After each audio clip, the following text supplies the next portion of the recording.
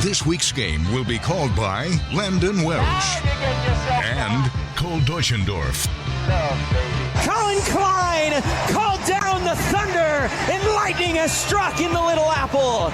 But someday this could be you on Wildcat 91.9 and WildcatKingdom.com. Hang out! Good evening, ladies and gentlemen, and welcome to David Booth Kansas Memorial Stadium as Kansas State drives down the interstate and heads to Kansas. Big 12 showdown tonight. Landon Welch joined alongside Cole Duetschendorf. And we have a little bit of a pregame note here just to talk about what we're talking about in the atmosphere. Cole, talk about this atmosphere with me. It looks like it's going to be a sellout crowd tonight, and there's a lot of purple in the crowd. And, you know, rivalry games are always special, and obviously for K-State fans, we're a little biased to the Sunflower Showdown. We do have a fantastic crowd here in the booth, and there is a lot of purple, as you said, especially on that southeast side of the stadium, a lot of purple. But again, KU fans showed out too, so you got to give them respect. They're finally starting to build kind of a culture here.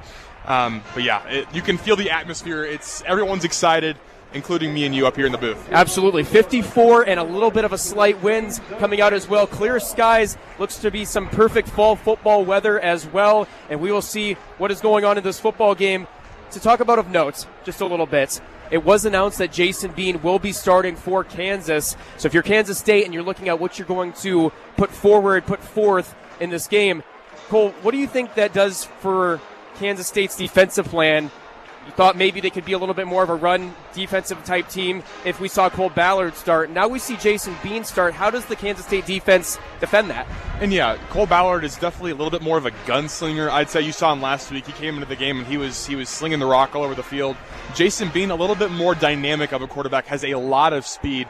So that'll definitely change the way K-State's defense approaches the game. Going to have to contain the edge, and the most important thing, you're going to have to remain with your defensive line. They have to hold their integrity for their rushing lanes to not let Jason Bean start innovating outside of the pocket. Absolutely. And talking a little bit about as well on the Kansas State offense, Will Howard has been on a tear lately. 12 touchdowns to 1 interception. Had a little bit of a slow start to the season, but he's been on a tear lately as well. Very nice to see him playing all around. Good for this Kansas State offense as well. But we will be talking about a little bit of this and more when we start to tip off here. The anthem is going on in David Booth Kansas Memorial Stadium, but we will send it back to the crew in the studio. 121st Sunflower Showdown coming up here on Wildcat 91.9, the #1 college radio station in the nation. As Kansas State takes on Kansas, touchback Tabor is back to take the kick. Kansas won the coin toss and elected to defer, and boom! Kansas State lets that roll out the back of the end zone. Will Howard and company will check on in for their first offensive drive of the game. As Kansas State looking to get started early. Welcome into the 121st edition of the Sunflower Showdown, live from David Booth Kansas Memorial Stadium. The Cats will look to defend their 14-game Sunflower Showdown winning streak, and that will start right now. Here's Will Howard in the shotgun. 3 receivers right. He's got a running back to the left. Here's the snap. Handoff. Decides to fake it. Shot downfield. He's got a receiver that's caught. Jace Brown stretches the offense. Catches that one. And that's a 50-yard gain down to Kansas's 30. Kaboom. Will Howard to Jace Brown. And what a way to start the game as the Cats will get into a bit of tempo offense. Hurry back to the line. Hurry up indeed. Here's the handoff. Run around the inside is Giddens. Giddens finds a hole. He's got some space up to the 15 and tackled down at the 10. And Kansas State's offense is off and firing early on. You know, in that first play, typically K-State starts a little bit more conservative, taking a deep shot first play on the play action, deep shot to Brown, and then following it up with a nice chunk on the ground. Perfect way to start the game for the Wildcats. 2 plays, 2 positive yardage situations. As Howard is back in the shotgun. He's got 2 receivers right, 2 left. Giddens to his left. Here's the snap. Looks far side. Has some time. Offensive line holding up good, and that throws right out of bounds. Howard not able to find an open receiver as Kansas had that covered up very well. Yeah, that time K-State just trying to run some crossing concepts and had Giddens leaking out of the backfield. Wasn't a lot of room to work with. Looked like he had a guy over the middle originally, but deciding to hold on to the ball and eventually just throwing it away. 2nd and 10. on the Kansas 12. K-State off and firing early on as they started the game with their first offensive possession after the coin toss. Here's the fake handoff. Shot along the inside, just misses that one. Looking to connect along the slant for Jace Brown, but just out of reach. And RPO is such an important part of this K-State offense. Tried to hit Jace Brown after the fake handoff with Giddens. Unable to get that one to go, though. Kansas State sporting their white jerseys tonight with hints of purple and silver pants. Kansas wearing their blackout jerseys. Once again, they wore that early on in the season against Illinois. Here's the snap. Howard looking to try to find a pass. Throws in the end zone, back in the end zone. That is caught! Touchdown, Kansas State! Will Howard with the bomb along the inside of the end zone, and he finds all-reliable Ben Sennett. 6-0 Kansas State. Yeah, and you said it, old reliable Ben Sennett at 6'4", 245. Just a big target for Howard, especially in the red zone. He's been one of his favorites all year long, working on a little bit of man coverage, able to get a nice release, nice route for Sennett, and what an opening drive for K-State, to get this Sunflower Showdown started. And Sennett was able to get both of his feet in at the back of the end zone. Tight spot there. But Kansas State strikes first. Talk about a quick possession. 5 or 6 plays, positive yardage situations, and the icing on the cake with the touchdown on the first drive. Spot right, kick is up, and through the back of the uprights. Kansas State with the extra point in. 7-0, Kansas State over Kansas. And we will have to see here what we saw from that first Kansas State possession. They were able to be, as you said, going early, throwing the ball downfield, trying to stretch and test that Kansas secondary. It proves to be successful. And now we see 7s up on the board. Kansas State getting first strike, getting the momentum early on. In this stadium that was loud and pumping when we started, very quiet in the first 2 minutes of the Sunflower Showdown. And I think it was really important for K-State to do that, to get up early in their 3 away games they've lost, all of which the top 25 teams this week. They got down in pretty much all of those games, so able to get up on a good team early in the game is crucial, and that's exactly what they did, put themselves in a good spot to start out. As the players check back onto the field, 13:44 in the first quarter. Kansas State takes the early 7-0 lead off of a Will Howard pass to Ben Sennett. And we've been talking in the pregame show, Will Howard has been on a tear lately. Now 13 touchdowns to 1 interception.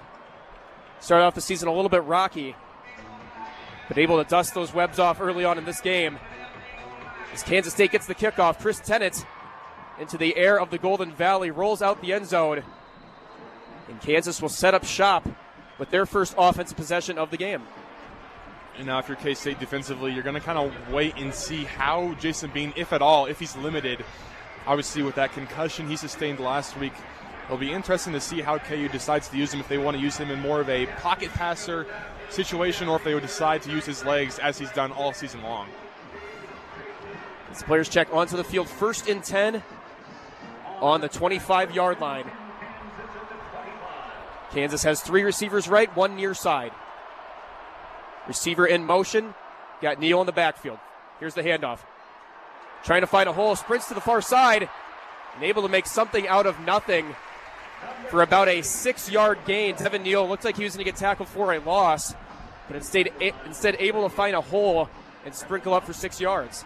Yeah, and it was a good job by Neal, demonstrating some patience, waiting for that entire mass of the O-line and D-line fighting for the line of scrimmage and then bouncing it to the right side for a nice gain on first down. Here's Kansas on offense. And it actually looks like Cole Ballard is on for Kansas. We thought that could be a potential for that to happen. Go for some of these trick plays on these first couple of possessions. Let the game settle down a little bit for Bean to come in. As the handoff was there on 2nd down for about a 1-yard gain. There was talk that Kansas would have a special package of plays for Ballard in these first couple of possessions. And he is on the field for the Jayhawks right now. And on that last play, give some credit to free safety Marquise Ziegel. He made a phenomenal tackle. Stood up Daniel Henshaw right from the jump.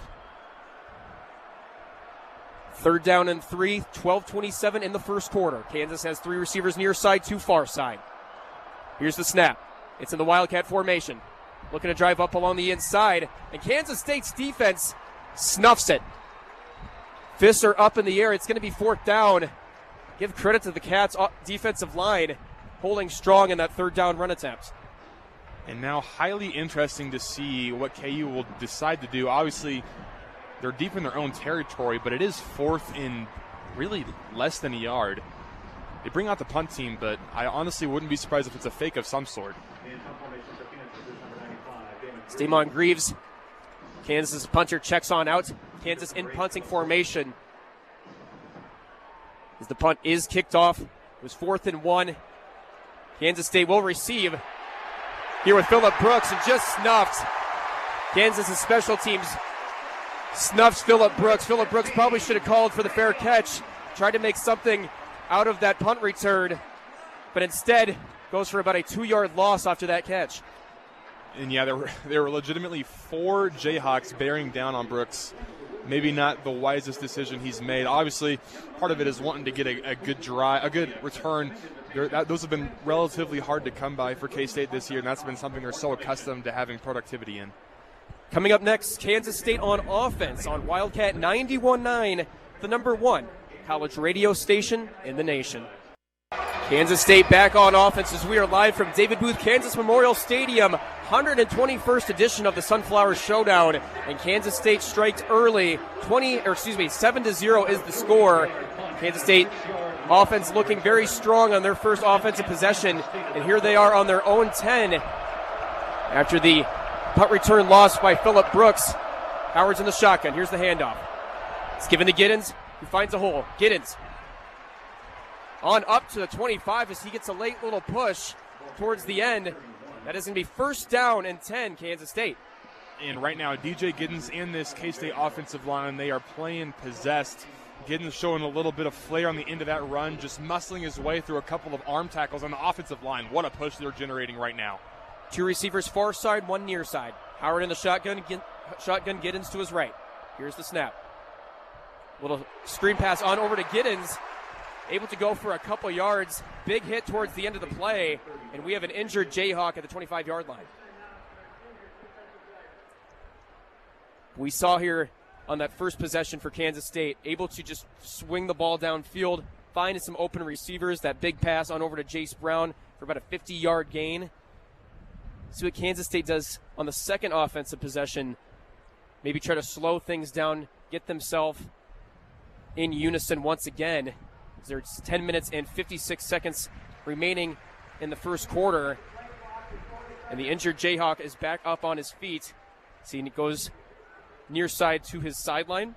And it was Romello Dotson. I wouldn't be surprised if it was just how he tackled him, how he got the wind knocked out of him, as he made a pretty nice hit on Giddens and chopped him down before he could get too many yards. But I think he might have taken the worst end of that hit. Romello Dotson, a key contributor on the Kansas defense, as Howard and company is back at their own 26. Howard's in the shotgun. 3 receivers far side. He's got Sennett in motion. Here's the snap. Handoff. Got Giddens. Giddens looking to try to find some space. And moves on up for about a 1.5 yard gain on 2nd down. That's going to set up 3rd down with 10 minutes and 34 seconds remaining in the first quarter. And now a 3rd and intermediate. This is when K-State, they have a lot of options here. We'll see what they decide to do. Pretty big play for their offense early. It's 3rd and 4. Howard in the shotgun. 3 receivers. Far side. Giddens once again to his right. Howard finds an opening and gets it on over to Sennett. Sennett's got some space. Almost collides with the ref, but able to convert on 3rd and short. Ben Sennett's second big catch of the night and move the chains for the Kansas State offense. Here's Howard once again in the hurry up. He's got a pass, far side. Just out of reach of his receiver. And we see some yellow on the field. Looks like it is going to be some sort of holding or pass interference call. Crowd did not like that. Going back to that 3rd down play, it was Ben Sennett really kind of playing that tight end position. As we see Travis Kelce doing a lot, they caught KU in his zone, and Sennett just finding the hole putting his foot in the ground, coming back to Will Howard, making a nice catch, and then moving a little bit after the catch as well, picking up some yak. So it was indeed an interference penalty on the Kansas defense. Kansas State will set up with 1st and 10. Now at their own 48, right on top of the center Jayhawk. Here's Howard. In the shotgun, he's got Giddens to his left, 2 receivers near side. Howard gets on over the handoff, able to spring along the inside, make that Ward. Ward sprinkles on up for about a 4-yard gain. Kansas State finding positive yardage consecutively on these plays. And that's such a big thing for K-State, is to stay in front of the chains. So many times this year we've seen drives stall with either little to no gains on first downs or early penalties, whether that be pre-snap or otherwise. So it's a good job there of Ward to get a nice little chunk to make second down a little bit more manageable. One tight end on each side of Howard. Here's the snap. Looking to try to find the handoff. And Ward is snuffed. There's a fake handoff on over, and Ward was not able to get on over across the defensive line. 3rd down and 8 with 9 minutes remaining in the first quarter. Yeah, and that was a big push by the KU defensive line on that last play. It was Keenan Caldwell who's going to get credit with the tackle. He had a great push right off the snap and able to stop that from going anywhere. Kansas State will look to convert. 3rd down and 8. Kansas State leads 7-0. 121st edition of the Sunflower Showdown. As here's Howard in the shotgun. Trying to open some space, goes far side, chucks it along towards the end zone, and batted away by the Kansas defense. Jace Brown was the intended receiver. As there is a fight along the end zone, make that Phillip Brooks. And Kansas's defense will hold up, forcing a Kansas State punt. And that's the second time K-State has tried to challenge KU's probably their best defensive player in Kobe Bryant. And it's 2 times that Bryant has made really good plays. I mean, that time played that one perfectly, batted the ball down earlier on the RPO intended for Brown, able to kind of get out in front of that. So a couple of nice plays early by Bryant. Bloomer back to punt. Not a good-looking punt. As that rolls on back, and that will spring on out to about the 17-yard line. Ball didn't even have a chance to stay inside in the field of play. And Kansas State will look to get something going on their second offensive possession of the game. Coming up next, Kansas with the ball on Wildcat 91.9, the number 1 college radio station in the nation. Back live in the booth for the Sunflower Showdown. Kansas State not able to get anything going on their second offensive possession of the game. They're at around midfield. Kansas's defense able to hold up on 3rd down, forcing the punt. And Kansas will get it with 1st and 10 at their own 18. Something that we saw early on in this game. I think Kansas State's offense has been showing a lot more life than this Kansas offense so far in these first couple possessions. Yeah, and you saw KU go to 3 consecutive runs on that first drive before their 3 and out. We'll see if they decide to air it out at all on this series, or if they'll elect to keep it on the ground. Ballard is still on for the Jayhawks. As there is 3 receivers far side, 1 near side. Bean was announced as the starter for the game, but so far it has been Ballard and company so far. Here's a snap. Pass complete near side, and that is going to be a move of the chains 1st down for Kansas. Lawrence Arnold with the reception from Ballard. And Kansas able to finally get their first down of the game. Yeah, and Ballard showing some nice poise. The true freshman, this is the biggest game he's ever played in his life. That's a nice throw as he rolls out to his left and delivers a pretty good throw right on the money to the sideline. Kansas State's defense showing out strong early on. As Kansas is proving some trickery. First set it up in the Wildcat, now here's Ballard. 2 receivers far side, here's the snap. Ballard with the reception for about a 3-yard gain. He's able to find his running back far side. That will be about a 4-yard gain, setting up 2nd and 6 with 7:31 remaining in the first quarter. Yeah, and this time everything held up downfield, so Ballard making the good decision, checking it down. He's made a couple of nice reads early. And again, you like to see that out of a true freshman. Cole Ballard, the freshman walk-on 3rd-string quarterback for the Jayhawks, is filled in previously for Bean, who had a concussion last week against Texas Tech. Here's another different setup on offense as we see a handoff on over far side. Kansas State able to snuff that one out. 2-yard loss on the play. And so far, so good for Kansas State and the Cats defensive unit. Setting up 3rd down and 8. And that time, Nate Matlack making a phenomenal tackle, wrapping up Shaw by the ankles for a TFL. 3rd down once again for the Hawks. Kansas State leading 7-0. Having the early momentum early on, looking to extend their 14-game win Sunflower Showdown win streak. Here's the snap. Here's Ballard. Far side is a completed catch to Luke Grimm. As Kansas moves the chains, K-State trying to get the offense off the field of Kansas, but instead Kansas able to convert, and that's going to be a 1st down for the Jayhawks. And you can see the philosophy that Kansas State's going to work with defensively. They're trying to pressure the freshman quarterback, get him unpoised, get him uncomfortable in the pocket. Just made a nice throw there. Kobe Savage, defense was there, just not quite as good enough as it needed to be. One receiver far side. Devin Neal to the left of Ballard. Looks like there's some movement early on, but instead play is off. And on 1st down, Neal able to get some action in the game. Runs it for about a 3-yard gain, far side near the Kansas State bench. At that time, it was a run to the right. K-State brought some pressure off of the opposite side to where they ran it from. So the left side of KU's offensive line. VJ Payne coming all the way across the field to make that tackle. This is the first time since 1995 that both teams meet being nationally ranked. K-State coming in at 21 in the rankings, Kansas at 25. Here's the snap. Once again, a little pitch near side. Kansas trying to fight for some yardage and able to do just that. Fighting for that 1st down line, and he's able to get it.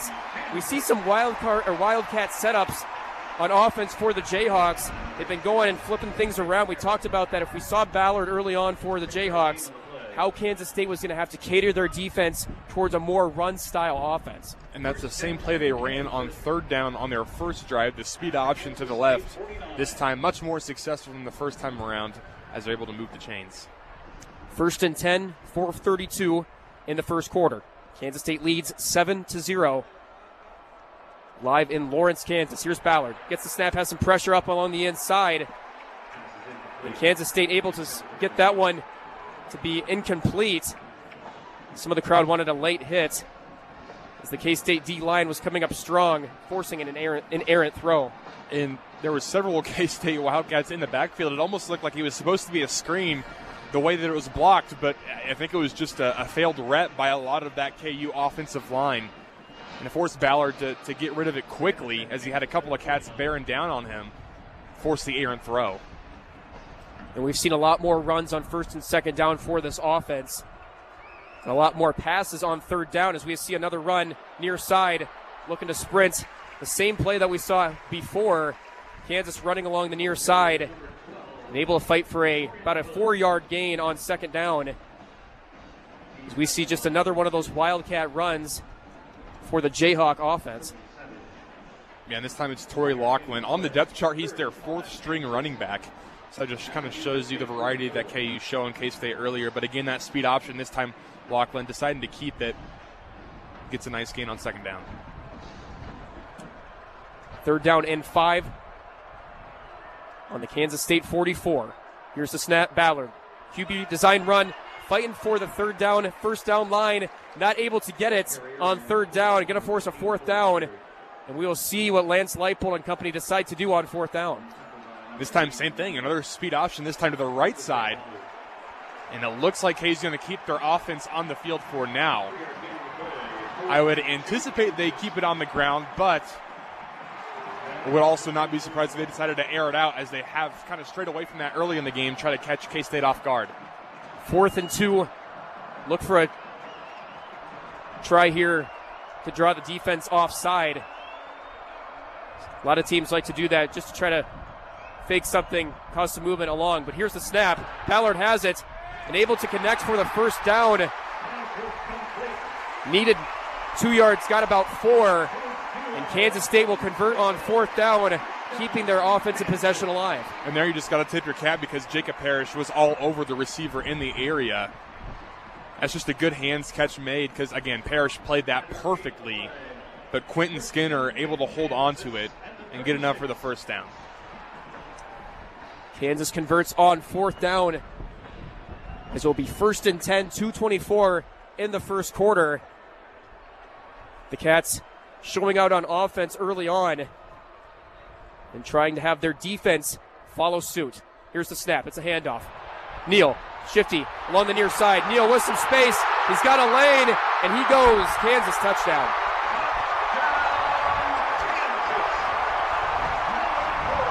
The Jayhawks with another run attempt, able to hand it on over to Neal, and he had all the daylight in the world. Ran on through, and Kansas gets themselves onto the scoreboard and will look to tie this up with the extra point attempt. And you know, Neal, he's been a weapon for KU for so long, showing why. That was a phenomenal running. Last week, I thought this was a very cool stat. They actually passed Gale Sayers on the all-time Kansas rushing leaderboard, so you got to be pretty decent to do that. That was a phenomenal run on that last play. As the extra point started here for Kansas, snap good, and the kick is up and through. 7's on the board, 7-7, as Kansas ties the game up with Kansas State. And talking about that latest defensive possession, we talked about the linebacking play. We talked about that before the game as well, how some injuries are causing some different things going on, some different lineups to be had, some different shifts. On that play, Kansas ran a lot of those plays. I'm just curious to see how this is going to change if let's say we see Bean come in on one of these next couple of possessions. Yeah, it's going to spread K-State out even more than they already are, and that's what you see. You've seen almost none, if any, runs up the tackles through the middle. It's all been to the numbers. And we'll see if that continues to be a game plan or if that's kind of what they're trying to do right now with Ballard in, and they're going to change that up with Bean, like you said. I don't know. It'll be interesting to see how that plays out. They're having some success with it. K-State, they were ready for it on the first drive, but KU able to run several of those plays with some success on their second drive of the game. Will Howard and the Kansas State offense have an answer? We will find that out. Coming up next, Kansas State on offense on Wildcat 91.9, the number one college radio station in the nation. Welcome back to the booth as the score is 7-7. 2:05 remains in the first quarter. Kansas's offense running all over and able to tie up this game as we have 7s across the scoreboard. Touchback Tabor will take the kickoff for Kansas. We will see if Kansas State, Will Howard, and the offense can look to have an answer to try to build a lead once again. Yeah, and they moved the ball on that second drive as well, just kind of stalled right at midfield, right on top of the Jayhawks. So they haven't struggled to move the ball at all yet. It's just a matter of finishing the drives when you have the chance. As Allen with the kickoff, able to spring out the back of the end zone.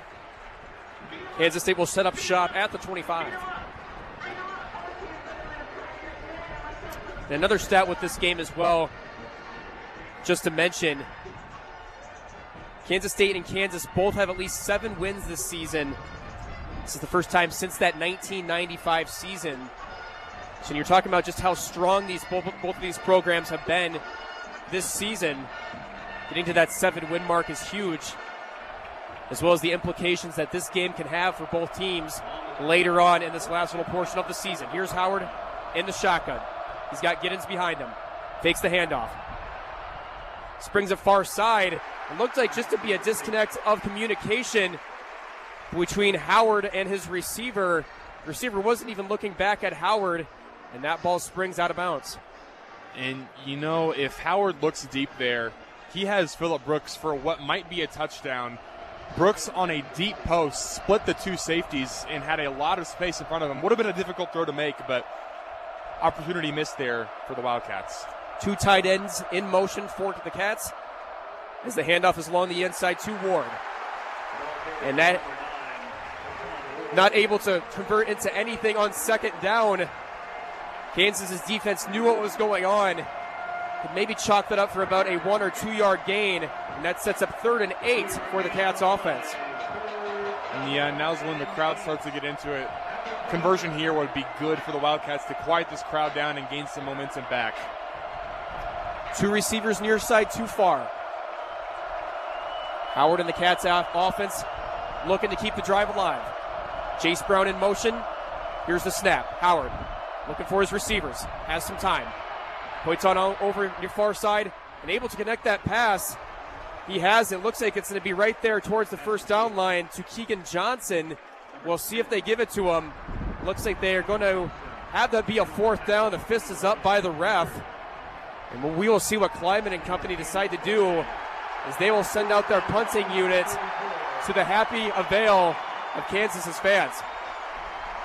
And you've seen both teams have a 4th and about 1 early in this game in their own territory. And if the punt will hold, it'll be both teams deciding to punt it away.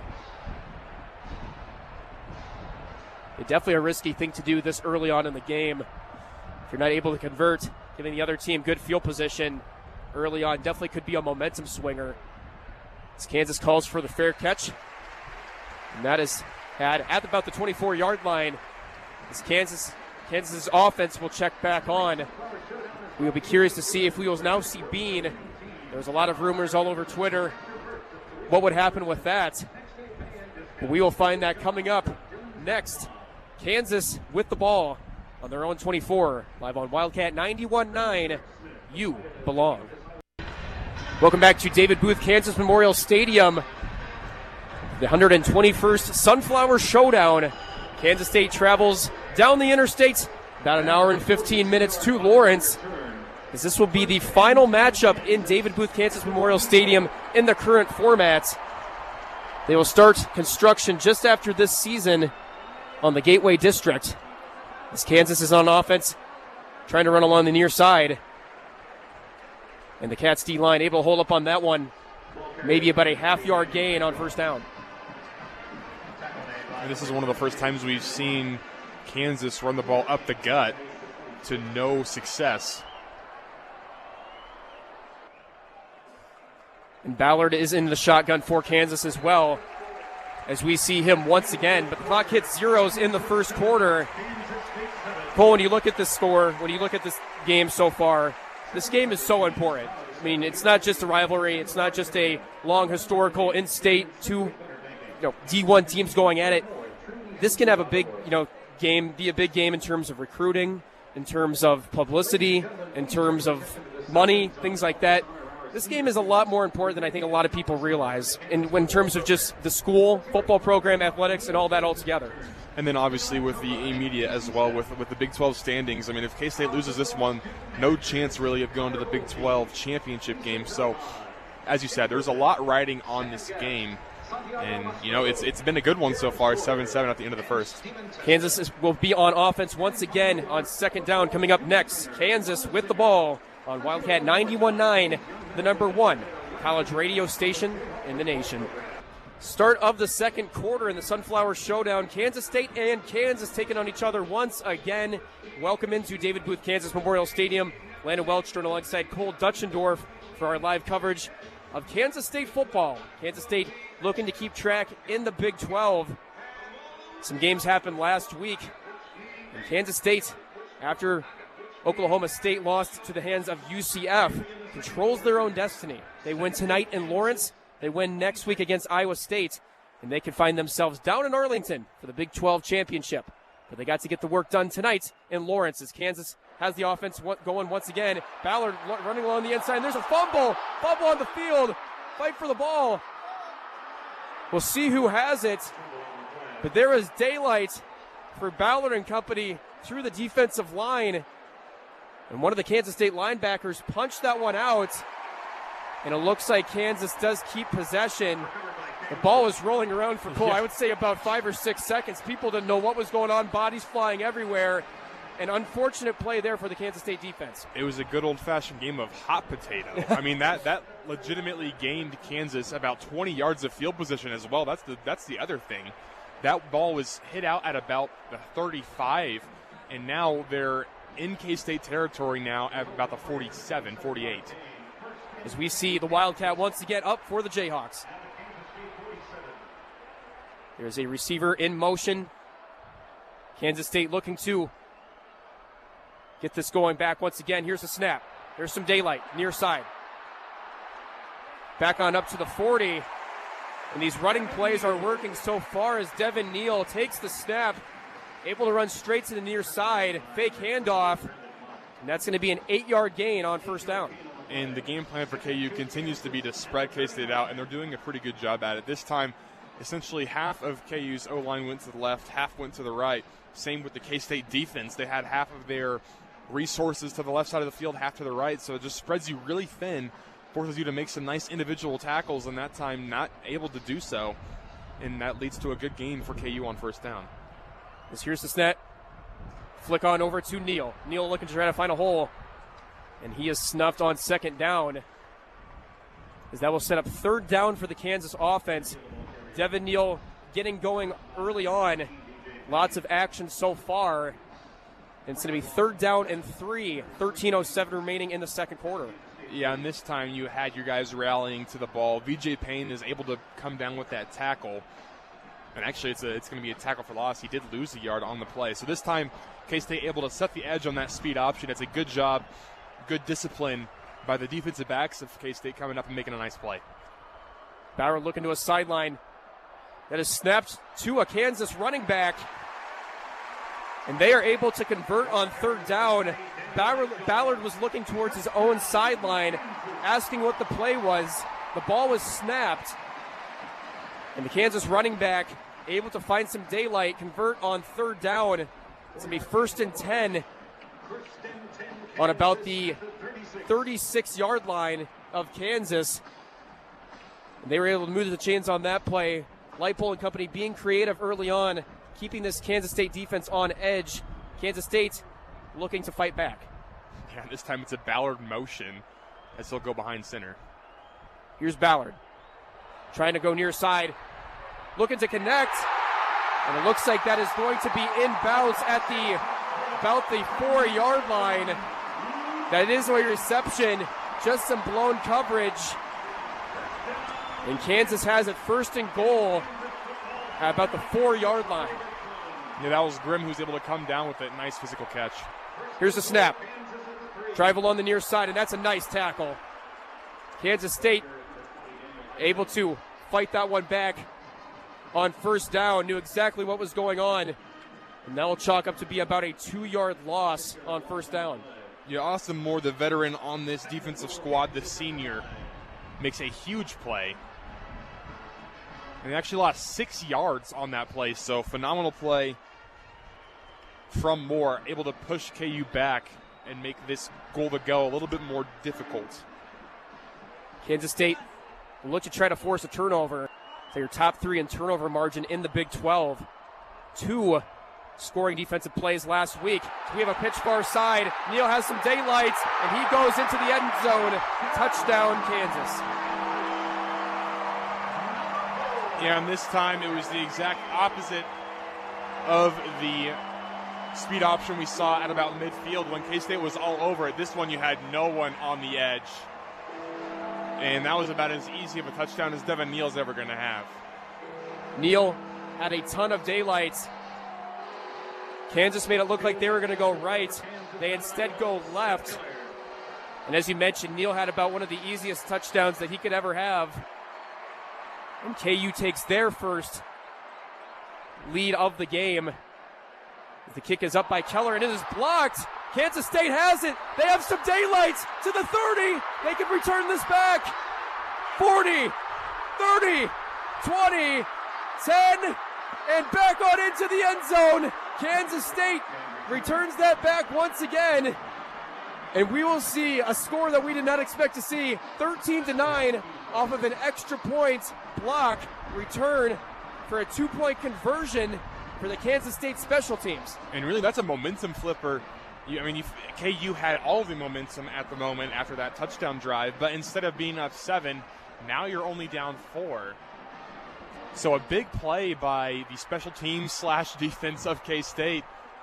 And then the wheels, I believe it was blocked by Matlack, and then Seth Keller able to return at the distance. And he had some wheels on that right sideline, down K-State sideline. So a big momentum flipper for K-State. Yeah, didn't even have to run behind any blockers on that play. He just had straight daylight and got the speed going. You know, the last game that we called for a visitors game down in Stillwater was on the call with John Grove. Kansas State had a blocked extra point as well. So just another one of those strong special teams plays for the Cats and company. But Kansas State will have it on offense once again coming up next. You are listening to Wildcat 91.9, the number one college radio station in the nation. Welcome back to the booth as we have a score of 13-9. Kansas jumps to a second quarter lead, first lead of the night. But we saw a special teams play by the Kansas State special teams that could prove to be a momentum switcher. Able to block the extra point attempt, run that back for a 2-point conversion, something you definitely do not see every day. And we now have a score of 13-9. Special teams will look to get some momentum for this Kansas State offense, as Kansas State will look to try to gain the lead back once again. Welcome back into David Booth Kansas Memorial Stadium. Sold out crowd for the final game in this format of Memorial Stadium, as Kansas kicks the ball off and it springs out the back of the end zone. Kansas State will look to get something going once again as Howard and company check back onto the field. And for K-State defensively, you got to figure out a way to limit Devin Neal. It's been a task that not many teams have figured out this year. So far in this game, 6 rushes for 62 yards and 2 touchdowns. He's been a backbreaker for K-State. Have to look to try to solve that problem on the next defensive possession. Howard has the ball once again. 2 receivers far side, 2 near side. Here's the snap. Has a handoff on over to Giddens. Giddens has some daylight far side, and he is just pushed out of bounds at about the 40-yard line. Giddens with a nice run, keeping this Kansas defense on edge, and that is going to be first down, Kansas State. And they need to continue to keep feeding Giddens. He's had positive touches every time he's gotten the ball. 3 rushes, 44 yards early in this game. Howard under center once again. Looking towards the sideline for a play. As Kansas is running with their 4-3 defense. Pass along the far side is caught by Jace Brown. And there's another positive yardage play for Howard and company, as it is 2nd down and 1, gain of 9 yards on the play. Landon Welch joined alongside Cole Duetschendorf here on the call for Kansas State versus Kansas, 121st Sunflower Showdown, live on KSDB Manhattan. As here's the snap to Giddens. Giddens looking to try to find a lane and able to convert on 2nd down. Kansas State going with Giddens 2 plays in a row, and that is 2 positive yardage plays in a row. 1st and 10 for the Cats, right on the back shoe of the center Jayhawk logo. Howard has it once again, this time in the shotgun.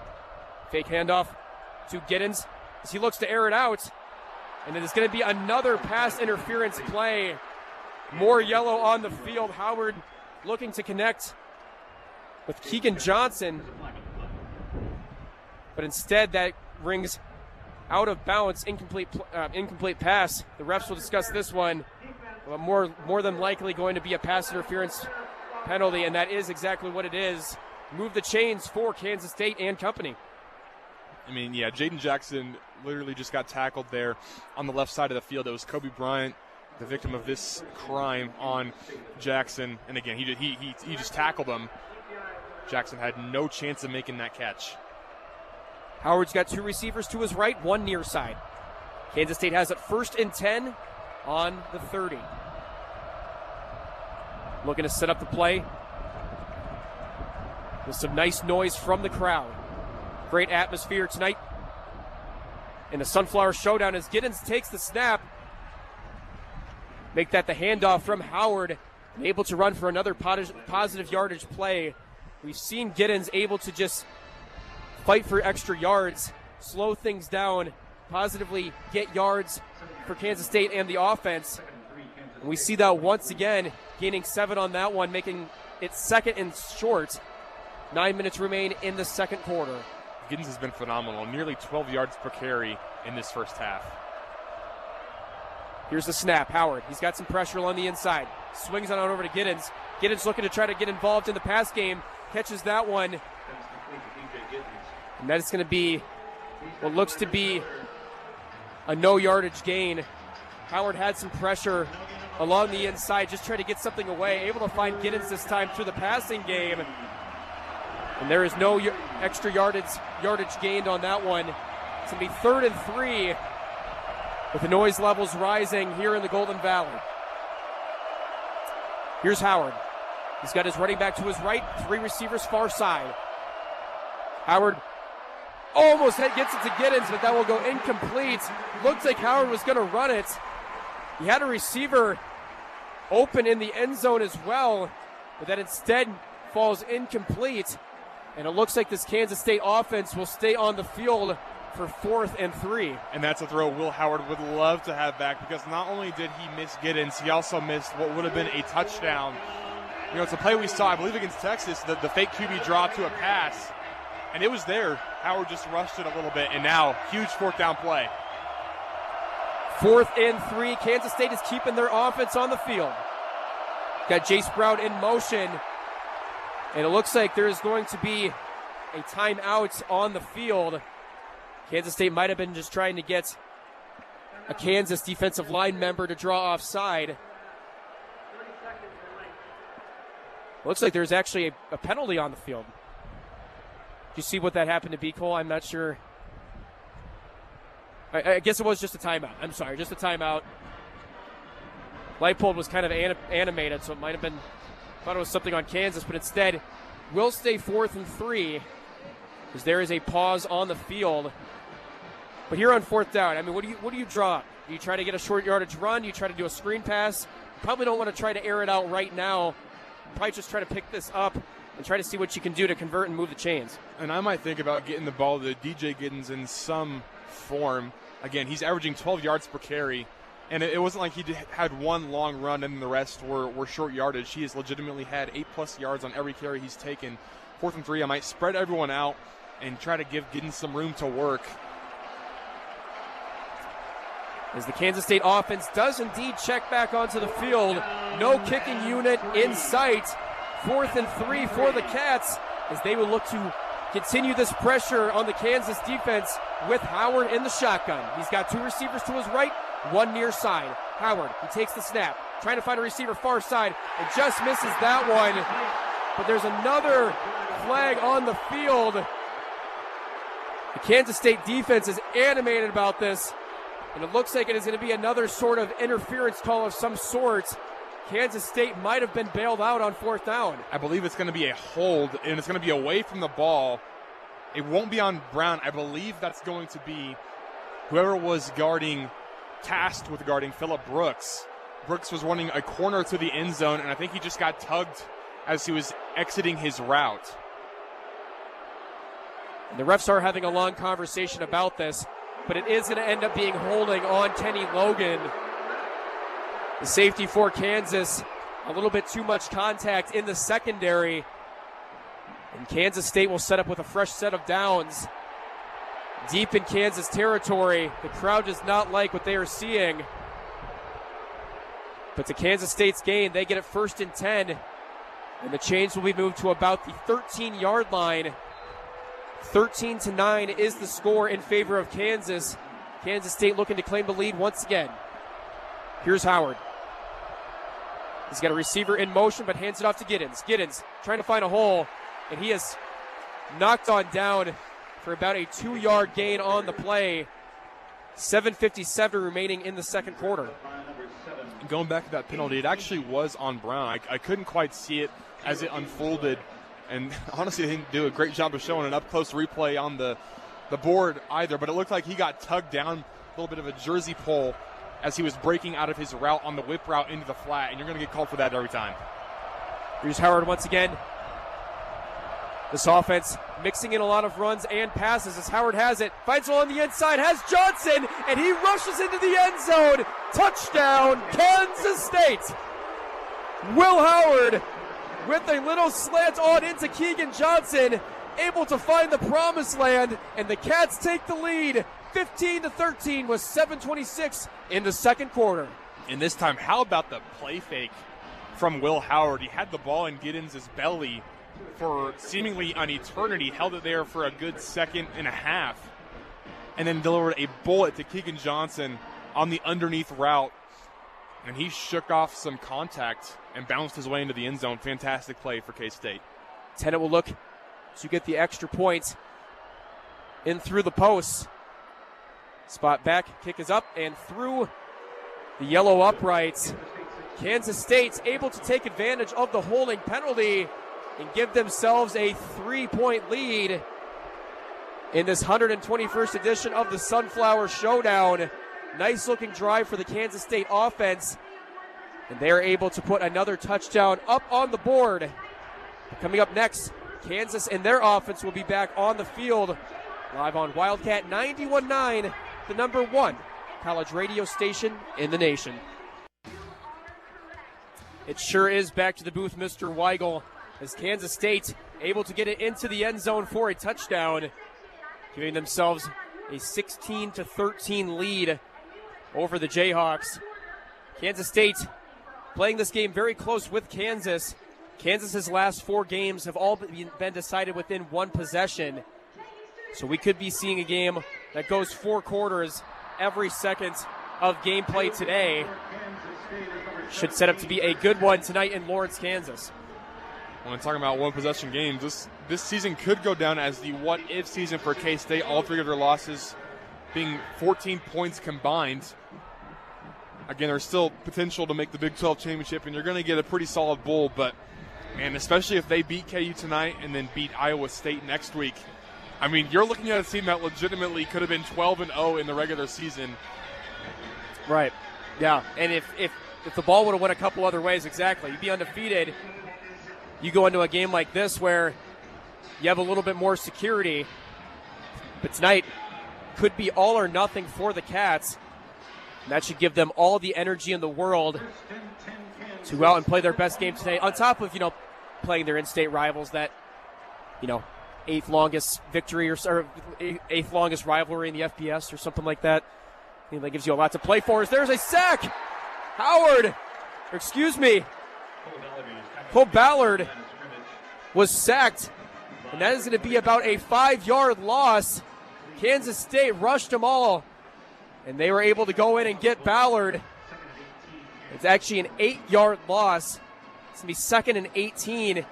Kansas deep in their own territory. And it was the big man, Khalid Duke, reeling himself in another sack. He's played phenomenal all season long. Here's the Hawks offense on 2nd down. Ballard in the shotgun, has three receivers to his right.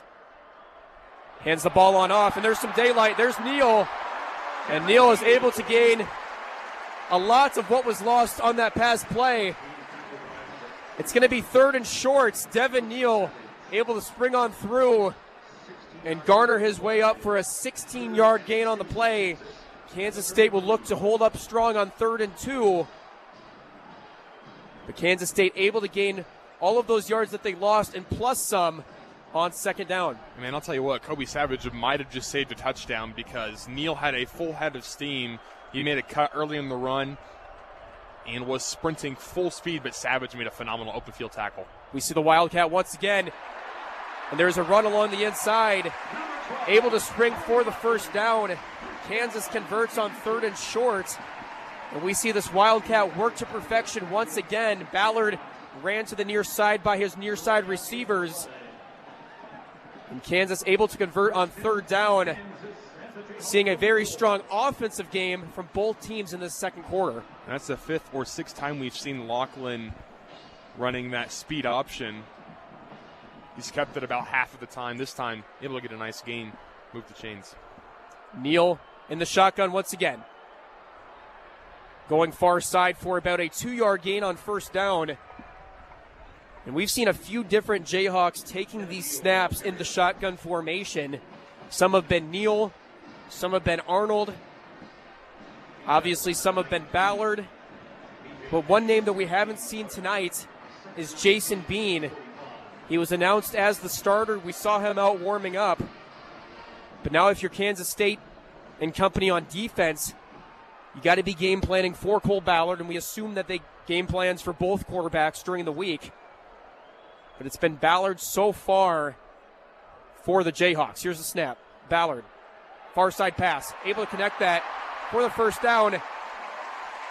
And the Jayhawks will move the chains on 2nd and 9, picking up about 11. And they go into Kansas State territory, 1st and 10, Kansas. And this time it's Savion Morrison just running a quick wheel route out of the backfield.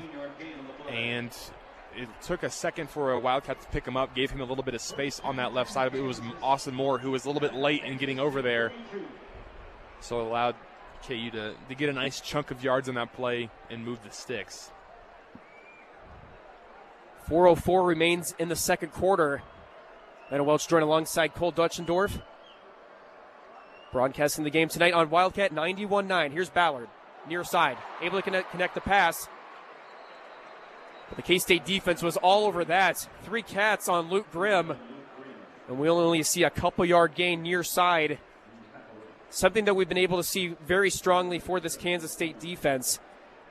They haven't been giving up a lot of big yardage plays on 1st and 2nd down. It's just been some of these 3rd and 4th down plays where Kansas looks to spread it on out. A bevy of different run plays for this Jayhawk offense. And Kansas State, for the most part, has been doing a very good job of not letting the home run happen, but instead some of these short yardage plays. As here's the snap. Wildcat once again goes on over. It was 2nd and 7. Looks like it's going to be about 3rd and 1 now after a 6-yard gain. Daniel Heishaw took the snap on that play from the Wildcat position. And that's what's just so tough about an offense that continues to implement different players taking the snaps. You see Ballard sometimes starting on the shotgun, and then 2 seconds later, he's almost at his own, bench. This offense has been going very strongly, but Kansas State, as I mentioned, has been doing a pretty good job of holding up here as we have a QB sneak. We'll see where they spot it, but it was 3rd and 1. Ballard rushed up to the line, and we will see where they spot the ball. The far side official almost looked like he had it short, but they are going to give him the first down. Kansas will convert on 3rd and short off the QB sneak. They have 4th and 1 up on the video board, but the chains are moving on the field. With 2:13 remaining in the second quarter, as they will actually review the play, going to take it into the instant replay booth just to make sure that they have some backup with this call. But if you're Kansas State and company, Joe Klanderman, you want to, if anything, best case scenario, force a turnover or no points on this possession. But at worst, try to only give up a field goal and have this game be knotted up at halftime. Well, especially considering KU gets the ball coming out of halftime, so they have a chance to go 2 for 1 here. So you have to tighten up the ships. Like you said, at least try to hold them to a field goal. If not, if they were to score a touchdown on this drive and then coming out of halftime, they could give themselves a sizable lead. I mean, they'd be up 11 points at that point if they don't decide to go for 2 or anything like that. So a couple of important possessions from this K-State defense. And then also offensively, you do still have 2 timeouts. Your offense has to be ready to go. Whatever time is left on the clock, have to be ready to go. Try to move the ball down the field and get yourself some points before halftime clock hits 0. As the guys in black and white come on out and do call it a first down after the instant replay, Kansas will have it 1st and 10 in Kansas State territory. They'll have it at about the 32-yard line. As you mentioned, Kansas State trying to apply some pressure, not give up any big plays, and if anything, not give up 7 points up on the board to give Kansas the lead going into halftime. Here's Ballard. Fakes the handoff. Ballard looking far side. Has some time. He's going to run it himself. And is able to make something out of nothing on first down. sprints for about a 3-yard gain on the play. The Cats had a lot of strong secondary cover, and the defensive line was providing some pressure, not giving a big play for Ballard with his legs. Yeah, and this time KU was trying to take a shot. They had 1st and 10, looking for the end zone, but K-State's secondary held up very well. Ballard probably wisely just deciding to tuck it as Jacob Parrish comes up, makes a nice tackle, limiting Ballard from getting anything more than 3. Ballard's got a running back on both of his sides. Fakes the handoff. Instead, give it on over to Highshaw. And Highshaw will have it near side at about the 20-yard line. There's an injured Jayhawk on the field. But on 2nd and 7, Kansas will convert on 2nd down with 1:05 remaining in the second quarter. And for KU offensively, they're already at 144 rushing yards. K-State's got to shore something up, change something around, because right now they're getting taken advantage of on the run game. It's something we haven't seen too often. Even Texas, who is a highly touted rushing team, when they were moving the ball, a lot of it was through the air. They were taking shots, and it was attacking the secondary. Secondary's played really well today. I mean, KU only has 78 passing yards. Granted, Ballard is 7 for 8, but 7 for 8 for 78 yards, you'll take that. That's a win for your defense. But the rushing defense right now, D-line not getting much penetration, and that's because KU is deciding to attack the sidelines. They're rushing to the numbers. They're rushing toward their strengths. They're spreading K-State out, and it's working to their advantage. K-State losing guys like Jake Clifton. They just lose a little bit of speed on the edge, and it makes it a lot more difficult for them to rally to the troops. And that's really been the difference in this side of the ball with KU on offense and K-State on defense. 100%. And as you mentioned, just stretching the field, they've been, as you mentioned, attacking the sideline, using all parts of the field to run. I want to mention last 2 matchups between these 2 teams. The Cats did come out victorious, beating the Jayhawks 35-10 and 47-27, respectively, over the past 2 seasons. And that combines with the 14-game winning streak for the Sunflower Showdown between these 2 teams. Kansas State will look to keep that streak alive, and Kansas will look to break a long-standing streak that I'm sure has been at the forefront of their minds all week and all season. You know, it's just how strong these matchups has been between each other. It is a lot of fun to see a lot of fun football between these 2 teams, despite who wins, who loses. Having good football between 2 teams in Kansas is a lot of fun. But coming up, Kansas will look to continue with their offense here on Wildcat 91.9, the #1 college radio station in the nation. 1:05 is the time. 16-13 is the score. First down and 10 for the Kansas offense. Kansas State taking the early lead in this first half as the shot is in towards the end zone and just springs out of bounds.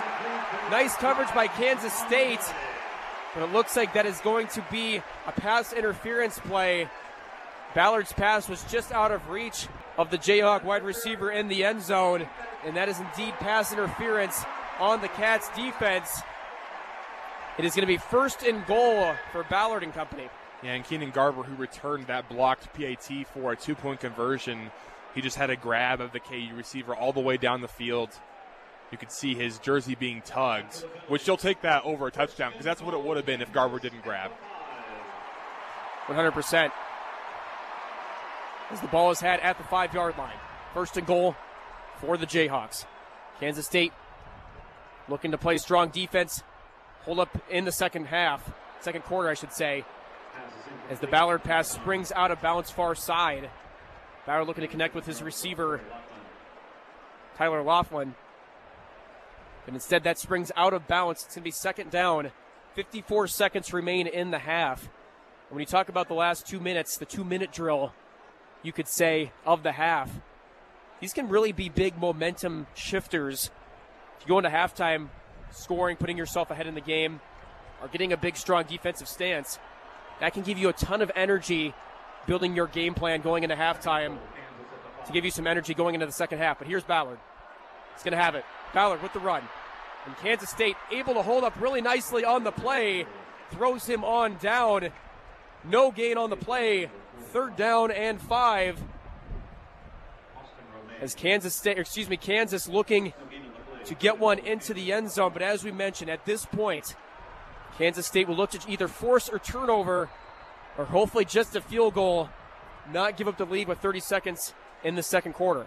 And KU calls a timeout. If I'm K-State, I think I would have probably taken a timeout there. You would have saved a lot of time. I mean, even if they run it, you'll take that as a win because then you'll go into halftime tied. Instead, now 30 seconds left. You still have 2 timeouts, but with 30 seconds left, it's going to be a lot less time as opposed to 50 seconds, 45 seconds. So maybe a bit of a mistake from Coach Kleinman. Could have preserved his offense some more time to put the ball at least in a position to score and get themselves some more points. Coming up next, Kansas will have it 3rd and goal with 30 seconds remaining in the second quarter. Live on Wildcat 91.9, you belong. Players are checking back onto the field as we have 30 seconds remaining in the second quarter. Landon Welch joined alongside Cole Duetschendorf. We have live coverage of the 121st Sunflower Showdown. Kansas State looking to hold strong on defense. 3rd and goal for this Kansas offense with Ballard in the shotgun. There's another whistle on the field. Kansas State will call the timeout this time. As you mentioned. Bit of a chess match going on between Leipold and Kleinman, maybe allowing KU to kind of show what they're wanting to run here on a huge play. I mean, you can't understate how big this play is. This is a KU offense that at times this season has struggled in the red zone to score touchdowns, and especially on goal-to-go situations. And this is a massive play. There's no other way to put it. So we'll have some extended time once again as both teams try to figure out their best game plan. For one side to hold up on defense and the other to try to push into the end zone. Either way, it is 3rd and goal. 30 seconds remain in the second quarter as we have a nice, clear night in Lawrence, Kansas. Slight little faint wind, but a sold-out David Booth Kansas Memorial Stadium. And Kansas State will look to hold strong on 3rd and goal. Ballard has it in the shotgun. 2 receivers near side. He's got a receiver in motion. Here's the snap. Ballard, pressure up along the middle, and there will be a receiver into the back of the end zone, wide open. Touchdown, Kansas. And I believe K-State might get hit with a roughing the passer as well. There was a flag. I saw Ballard was in the dirt, and it looked like there just was a miscommunication on K-State. I mean, there was a man wide open. There was no one within 10 yards, it felt like. As we will get the call from the ref. As I agree, I believe it probably is a roughing the passer call. Ballard was laying on the field for a while.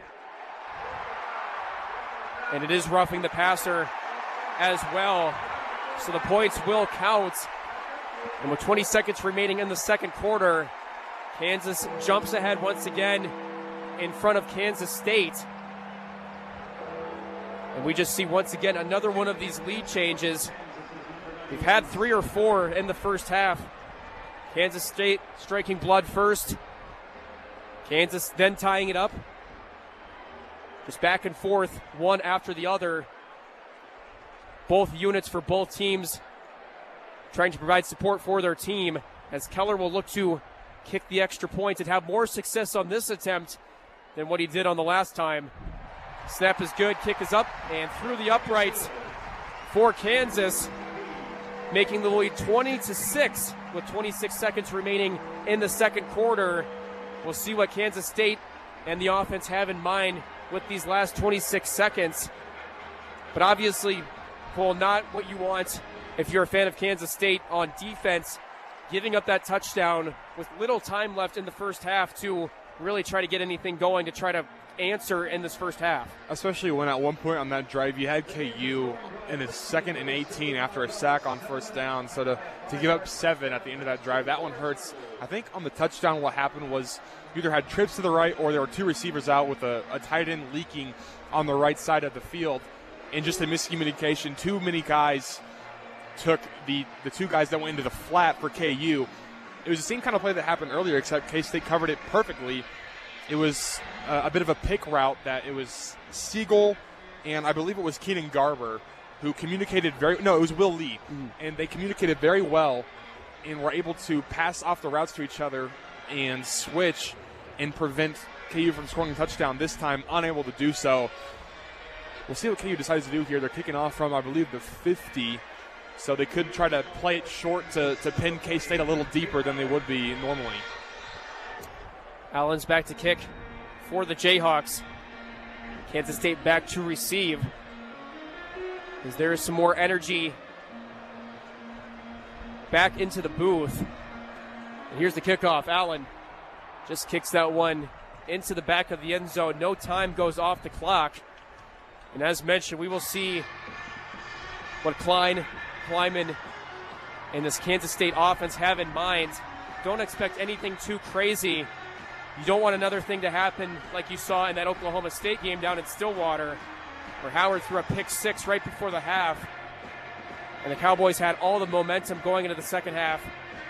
And the eventual defeat at the hands of the Cowboys down in Oklahoma State.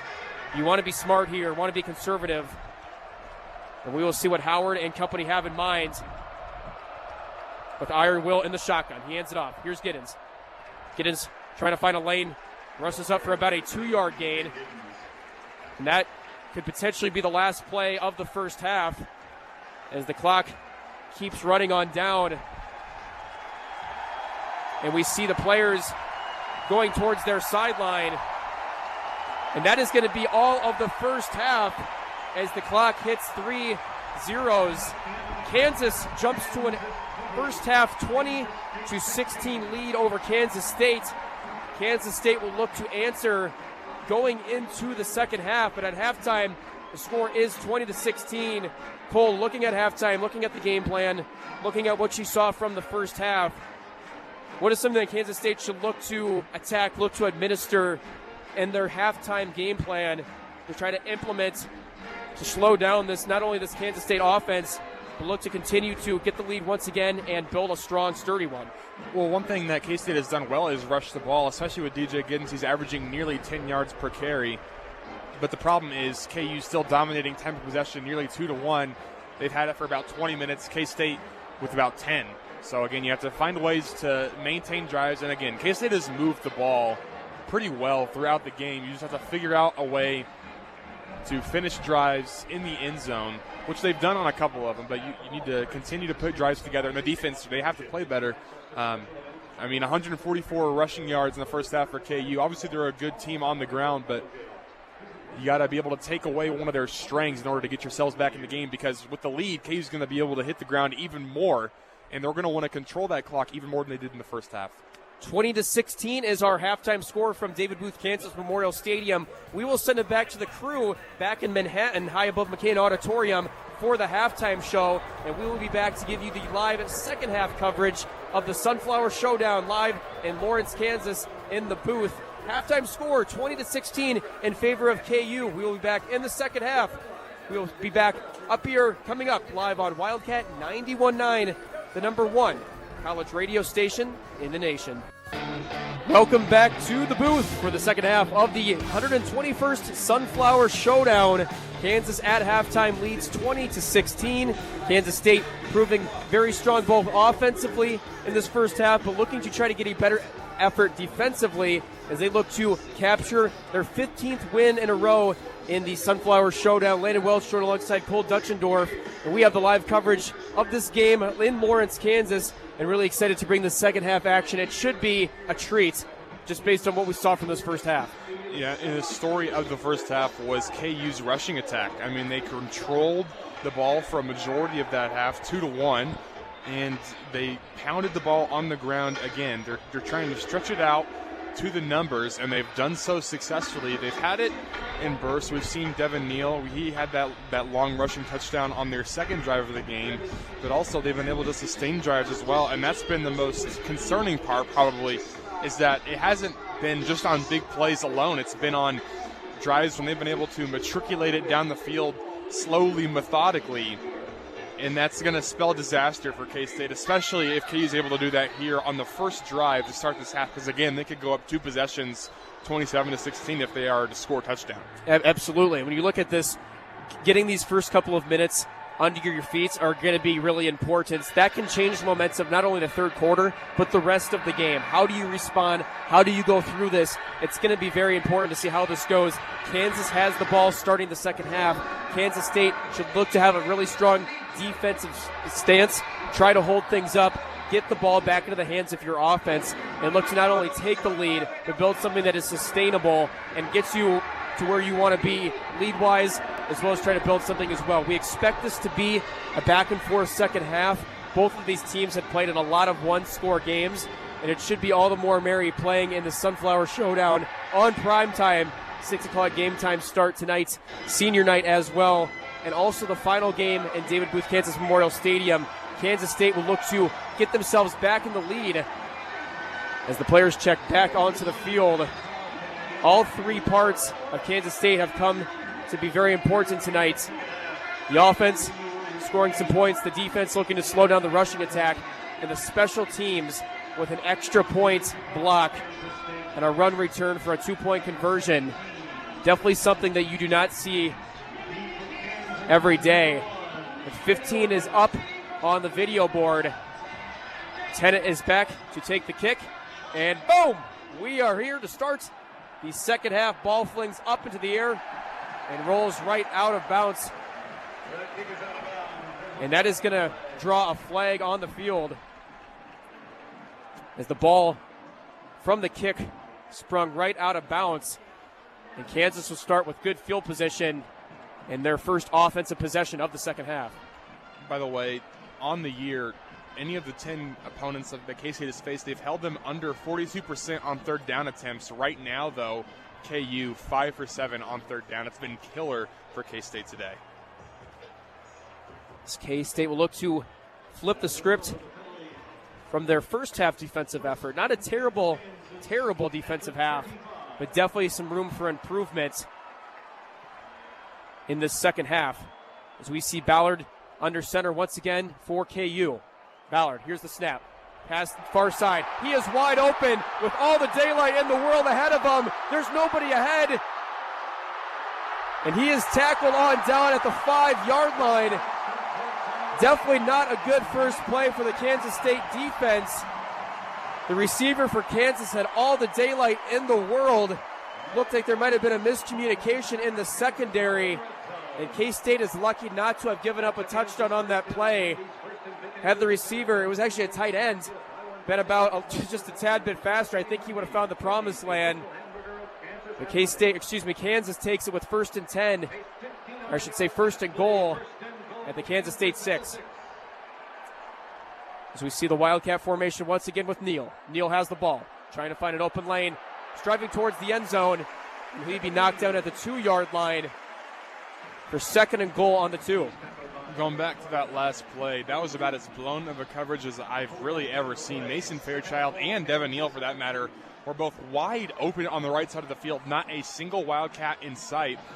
Fairchild was 50 yards down the field before he was even touched, with Neal as a blocker.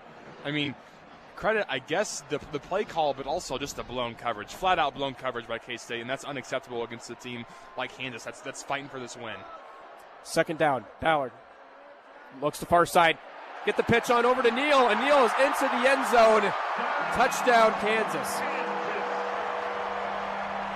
Ballard able to pitch it far side to Neal, and Neal is able to sneak into the end zone once again. Another touchdown for the Lawrence native, and Kansas strengthens their lead. Current score 26-16. That offensive possession took under a minute and a half. Something that you do not want to see, and that we did not expect game plans from this K-State defense. As Keller will have it once again for KU. Snap good, spot right, kick is up. And through the uprights, stretching the lead out to 11 points. But Cole, when you look at that defensive stance for Kansas State and company, Lots of big plays, and it kind of reminded me of that first possession that K-State had in the first half. Yeah, and that was the drive where K-State scored it in about a minute and a half as well. They started it with that big play to Jason Brown and then never looked back. And that's flat out unacceptable from the K-State defense. First with the blown coverage with Mason Fairchild. And that's a Kansas product, the Andale product's big rumbling tight end. And there's no one out there to even close to being able to stop him. And then again, they've showed little to no resistance on the speed option tonight. And Devin Neal, he's reaping the benefits. 3 touchdowns on nearly 100 yards on the ground tonight. Coming up next, Kansas State will have their first offensive possession of the second half. Do they have an answer? We'll find out coming up live on Wildcat 91.9, the number 1 college radio station in the nation. Welcome back to the booth as we have Sunflower Showdown live coverage live on Wildcat 91.9. Landon Welch, Cole Duetschendorf on the call tonight. As Kansas State capitalizes on their first possession offensively in the second half. Able to have some big chunk plays, lead to a touchdown, and extend the lead up to 11 points. 27-16 is the score. And the Kansas State offense will look to have an answer with 13:28 remaining in the third quarter as the kick is off and rolls out the back of the end zone for a touchback. And we will look to see what the game plan is for Howard and company. Try to drop some plays, try to slow down this game, try to bring back some of this momentum that KU got on that last offensive possession. And it's a huge possession, probably the biggest of the game for this K-State offense. And like you said, momentum a huge thing. They got to go back to DJ Giddens. He's playing really well. Hasn't been stopped for less than about 6 or 7 yards. And he has 7 rushes, 64 yards, averaging about 10 per carry. Give him the ball and let him take over this game and get yourselves back into the game. Howard has it in the shotgun. Quick on pass to the far side. He's got Sennett. Sennett has some space. And gets pushed out of bounds for about a 6-yard gain on first down. Quick pass far side to Sennett. Makes it second and short on that play. And Will Howard, by the way, he's playing well. 8 for 13, 96 yards and 2 touchdowns. Hasn't really made any glaring mistakes. It's just been a matter of KU's offense running all over the K-State defense. Howard has it, hands it on off. Giddens trying to find some space, and he has stood up. The defensive end for Kansas held it on up. He's pumped up. And that's going to sit at 3rd and 3. As you just mentioned, this might be the most important possession of the game for Kansas State. If you're not able to convert here, Kansas has a lot of momentum. If you're able to push this ball down the field, try to take some of this energy, some of this noise out of the stadium. Really important play here on 3rd and 3. Here's Howard. He's got Giddens to his right. Here's the snap. Trying to find an opening lane. Running out of space. He finds Giddens and just goes out of bounds. An errant throw by Howard as he's knocked down at the end of the play. If Howard would have been able to line up that pass on point, Giddens would have been gone. There would have been nobody behind him. It would have been like that play that we saw in that last possession. But instead it goes out of bounds, and it's 4th and 3 in Kansas State territory. And Giddens would still be running. That's a huge misplay by Howard. And I get he was rushed. Man, that's one you'd like to have back because he had a lot of space. You don't have to bullet throw that one. You can just lob it up, get some air underneath it, and give Giddens time to come down. Instead, a 3 and out at the worst possible time for K-State. Punt is off by Bloomer.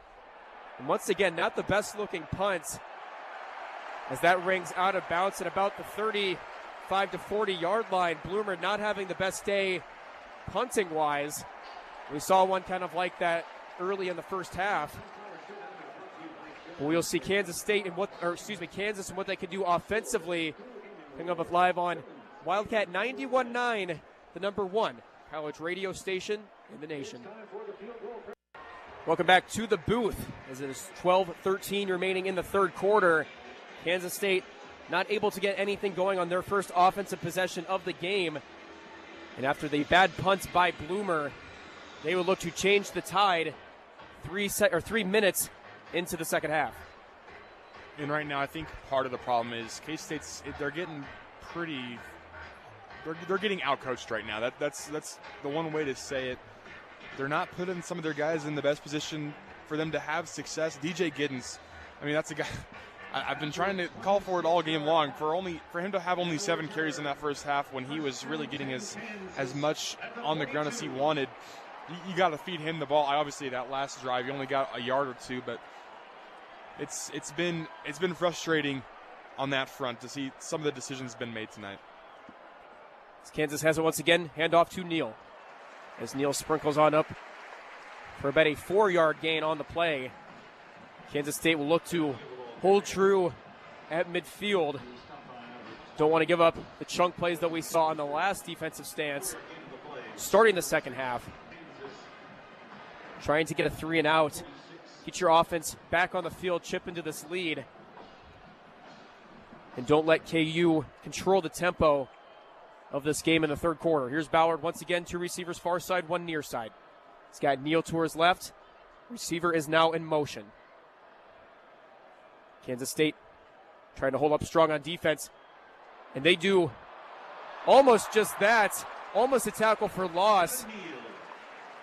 Neal looks like a lost cook in a kitchen, but he instead makes something out of nothing. Sprinkles on up for about a 3-yard gain. It's going to be 3rd and 4 after the small gain by Devin Neal. And man, you got to have that one if you're Nate Matlack. That was about 3 or 4 yards in the backfield on the delayed handoff for Neal. Had him wrapped up, but Neal somehow slipped out of his grasp and is eventually brought down by Cody Stuffleby. Not a huge gain, but that could have put KU in 3rd and long. Instead, now it's 3rd and short. K-State once again trying to stop on 3rd down. One of the best 3rd down defensive teams in the country, and they do just that on that play. Nice defensive stance for the Kansas State defense. And this Kansas offense goes 3 and out. Will Howard and company will get the ball once again with 10:44 in the third quarter. And Bo Palmer, I don't know if we've called his name out much tonight, but what a massive play. Fantastic recognition on that one. Sticking his hand up, batting that ball down. Huge stop for K-State's defense. Now they have a chance to get themselves back within 1 possession. Brooks back to receive the punt. As the punt is off, Brooks signals to get the fair catch. And the K-State offense will set up at their own 13-yard line after the punt. But if you're Kansas State and you're trying to game plan this next drive, use Giddens, lean on your running game. He's been doing he had a really strong first half. Look to slow this game down. Don't let things get too crazy. Slow down, try to control your own pace, your own tempo. Use the clock to your favor and just try to get your feet underneath you. Get your foot planted going into the second half. As Howard has it in the shotgun, empty backfield. 3 receivers near side, 2 far side. Howard almost picks off the ball.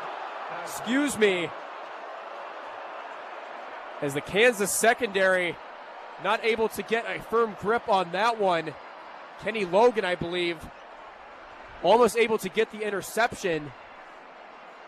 And if he would have been able to firmly grasp that, he would have been gone. And that would have put not necessarily a dagger in this game, but it would have been a foot in the door of a win. K-State dodging a bullet.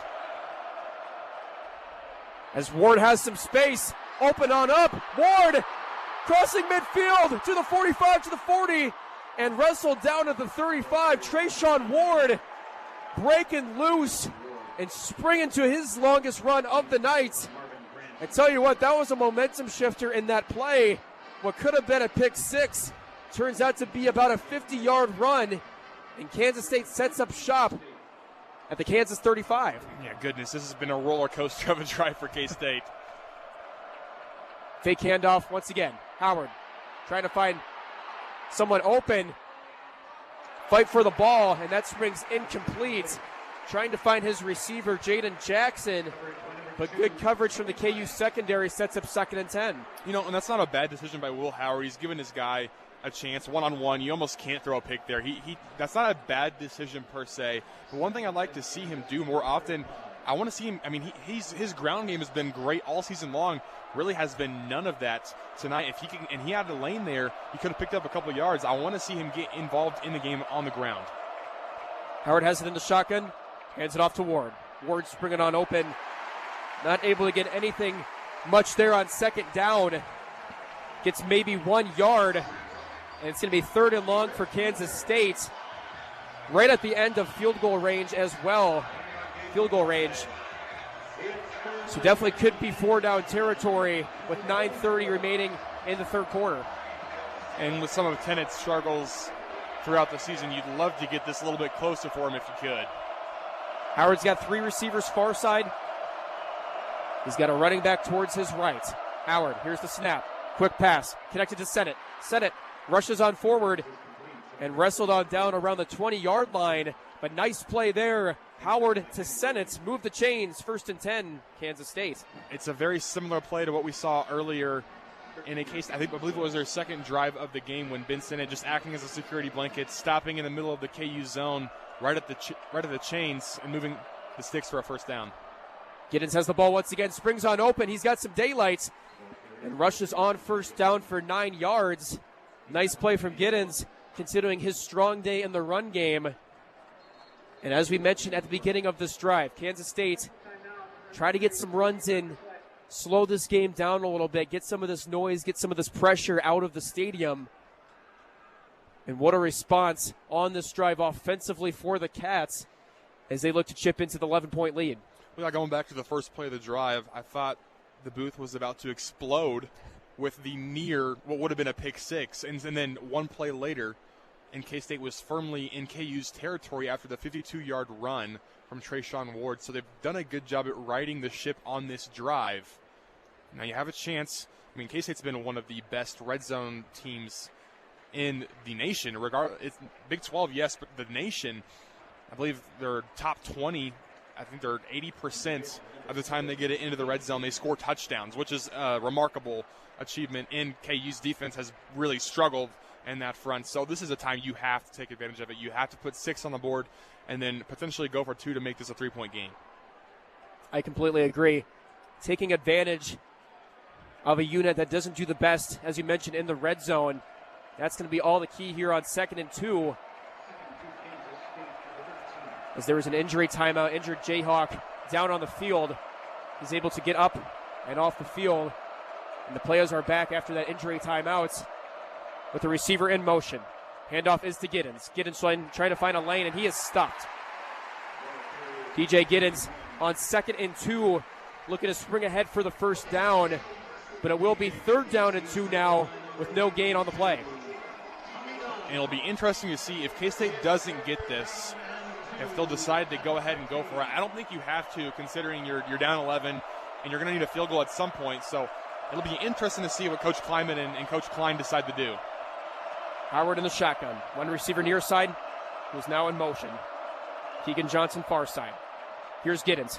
Giddens springs ahead. And he will look to pick up the first down. Move the chains for the Kansas State offense. Setting up 1st and goal. And tell you what a response offensively for Kansas State. Looks like those first couple drives of the second half, game could have gotten taken away. And that's what we were looking for. Kansas State does the exact opposite and trying to spoon away as much momentum as they can. Howard's under center. He's got Giddens behind him. Receiver in motion. Handoff is a jet sweep. And isn't able to reach the end zone, but down at the 2-yard line, Phillip Brooks took the jet sweep. Looked like he couldn't have been able to slip in. But Kansas's last line of defense stops that. He looked like he might have had a bit of a lane in between Sennett and Johnson, instead cutting it back up into the field. Still a nice gain on 1st and goal, and now you got most likely 3 plays from the 2-yard line to try to score. Howard's got Giddens to his right once again. Handoff is to Giddens. Giddens sprinkles along the inside and able to get on in. Touchdown, Kansas State. DJ Giddens, the 2-yard run, fights through the lines and gets on through to cut the lead down to 5. Kansas State is alive and well. DJ Giddens, happy touchdown, happy day. It is the Sunflower Showdown, and this game just got a whole lot more interesting. Great job of Will Howard to right the ship after that near pick 6. Great job for K-State's entire offense, especially the O-line. Great job getting the ball down the field now. Huge play here to try to cut the lead to 3. And as you mentioned, They might be going for 2 to get this to be a 3-point game, and they're doing just that. Howard's in the shotgun. He's got 3 receivers far side. Giddens to his left. Fake handoff. Howard looked to take it himself, and he is able to get into the end zone. 2-point conversion converts. Will Howard takes it himself. And Kansas State gets 8 points on that offensive possession. 6:37 remaining in the third quarter. And we have a 3-point game in Lawrence, ladies and gentlemen. 27-24. And talk about gaining momentum for this team. Having a strong defensive stance, 3 and out. And driving the distance of the field. Converting on 2. Nice play, Will Howard and company. Yeah, how about that nifty little juke move to the inside for Howard? Didn't know the big fella had that in him. Phenomenal patience, great cut. And he knifes into the end zone for that 2-point conversion. And now just a 3-point game. Coming up next, Kansas will be back on offense on Wildcat 91.9, the number 1 college radio station in the nation. Welcome back to David Booth, Kansas Memorial Stadium. Kansas State able to score a touchdown on their latest offensive possession and convert on the 2. It's 27-24 in favor of KU now. 11-point game just turned into a 3-point game as the kickoff is had. Kansas has some space, and they run it on out. Nice kick return for KU on over to the 40. Tennant took the kick, and KU decided to return it. Had some daylight on that special teams play. Kenny Logan, the safety in the Kansas secondary, also has some kick returning duties as well. So he returns that 30 yards as they get it to their own 40 to set up shop. We're talking about what we saw from Kansas State on this latest possession defensively. 3 and out towards midfield. You had some an unfortunate punt previously. KU was not able to take advantage of the good field position. Look to see what Kansas State can do right now. They do just that once again. Flying on all over the field. Tackle for a loss for the Kansas State defense. And I tell you what, Kansas State can get this to be another 3 and out and get that ball back once again. They could get very dangerous with this momentum that this offense could have. You were talking about it a little bit. It's interesting. Special teams really has been a net positive for K-State today, something we're so not used to. Between a couple of not great punts, a kickoff out of bounds, a good return for KU there. But despite that, K-State's still right in this game, only down 3. Snap is had once again. Wildcat by Highshaw this time. As mentioned before, we've seen some different players taking the snap. Highshaw takes that one. That tackle for loss that we saw 2 plays ago, Austin Moore, the veteran, he's had quite the day. So I've been seeing that number 41 just going all up and down the field as there is an injured Wildcat down on the field.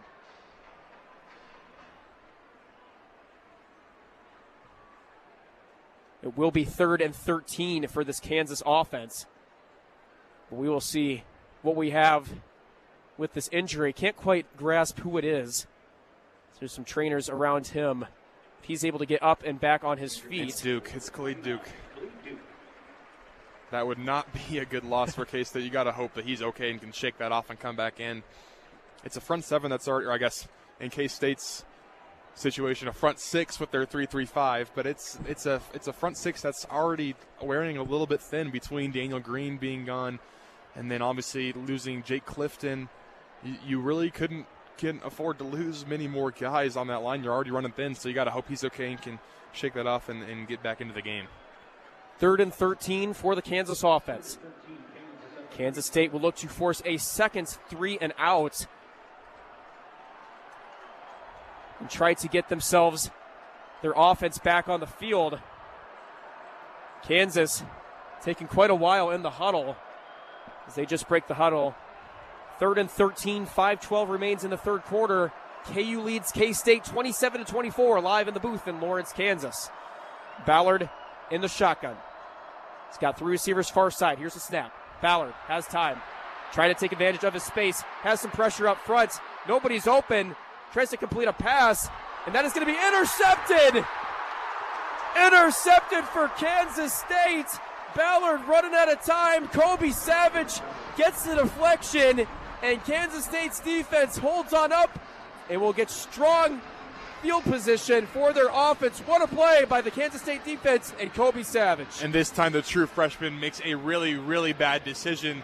Threw it into double coverage. It was played perfectly by K-State. They were almost baiting him into making that throw. Tipped up, deflected, and it's Kobe Savage, the leader of this secondary, who comes down with it, and now all the momentum firmly on the side of Kansas State. We talked about just a couple plays are needed by this team to get this team back into this game. Gave up that early half touchdown, but haven't looked back. 3 and out, touchdown with 2-point conversion, interception, and now they have the ball back in their hands with 4:51 remaining in the third quarter. Howard has it in the shotgun. Here's the snap. Trying to find some options. He has it. Looking along is Jace Brown, who gets the reception and springs on up for an 11-yard gain on 1st and 10. Jace Brown from Will Howard moved the chains. 1st and 10, Kansas State. This time a little inside wide receiver jailbreak type of screen. Great blocking by the offensive line of K-State to get down the field and give Brown some real estate to work with. Howard has it in the shotgun once again. Trip receivers far side with one in motion. As we have a flea flicker, and that just goes out of bounds. Looks like it could have been dangerous, but the Kansas secondary saw what was going on. It's going to be 2nd and 10 after that incompletion. It's almost like the receivers didn't exactly know the play. Typically on a flea flicker, you'd see a wide receiver streaking down the field, but everyone was pretty short and clumped up around the chain, so interesting play design. 2nd and 10, 2 receivers far side, 1 near side. He's got Ward to his left. Howard takes the snap, gives it on over to Ward.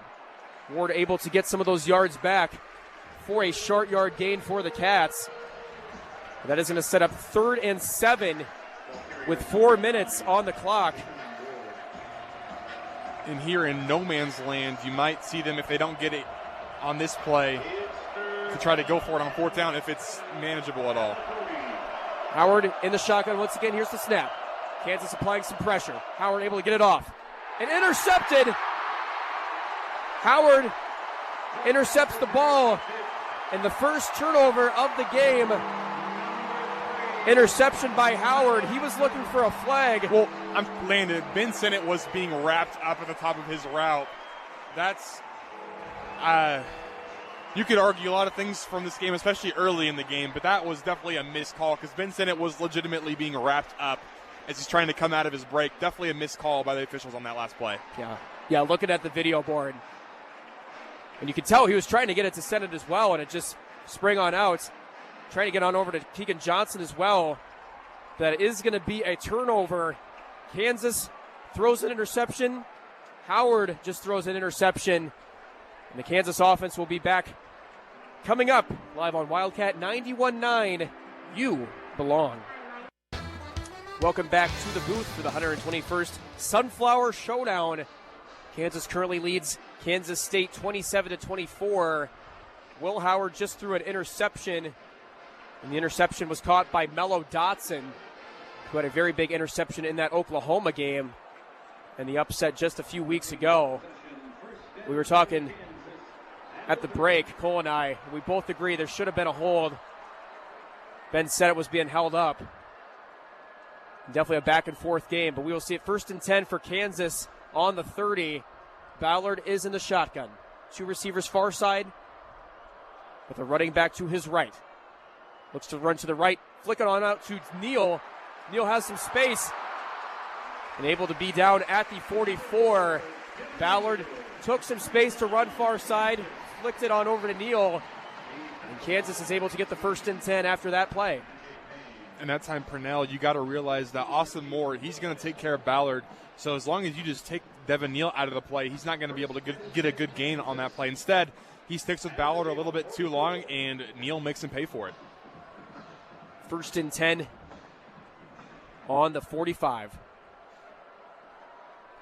In the Wildcat formation once again is Kansas. K-State looking to hold strong once again. Had it.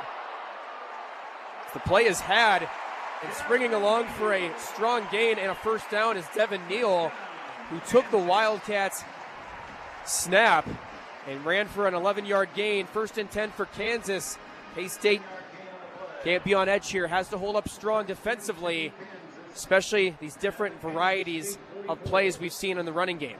And Neal had a man on skates at the beginning of that run as well. Didn't quite see who it was, but put his foot in the ground, made a cut as a Wildcat went flying by. So a nice run by Neal. As we see a bunch of different formations going on, had one person to snap the ball, and there was just a little shift. We see a fake handoff. Here's Ballard. Ballard has some space, looking for a receiver, and knocked on outside of bounds as there is a hold on the field, a flag on the field. Looks like it will be a hold on number 67 for Kansas, and we will see them go 10 yards back after the first down hold.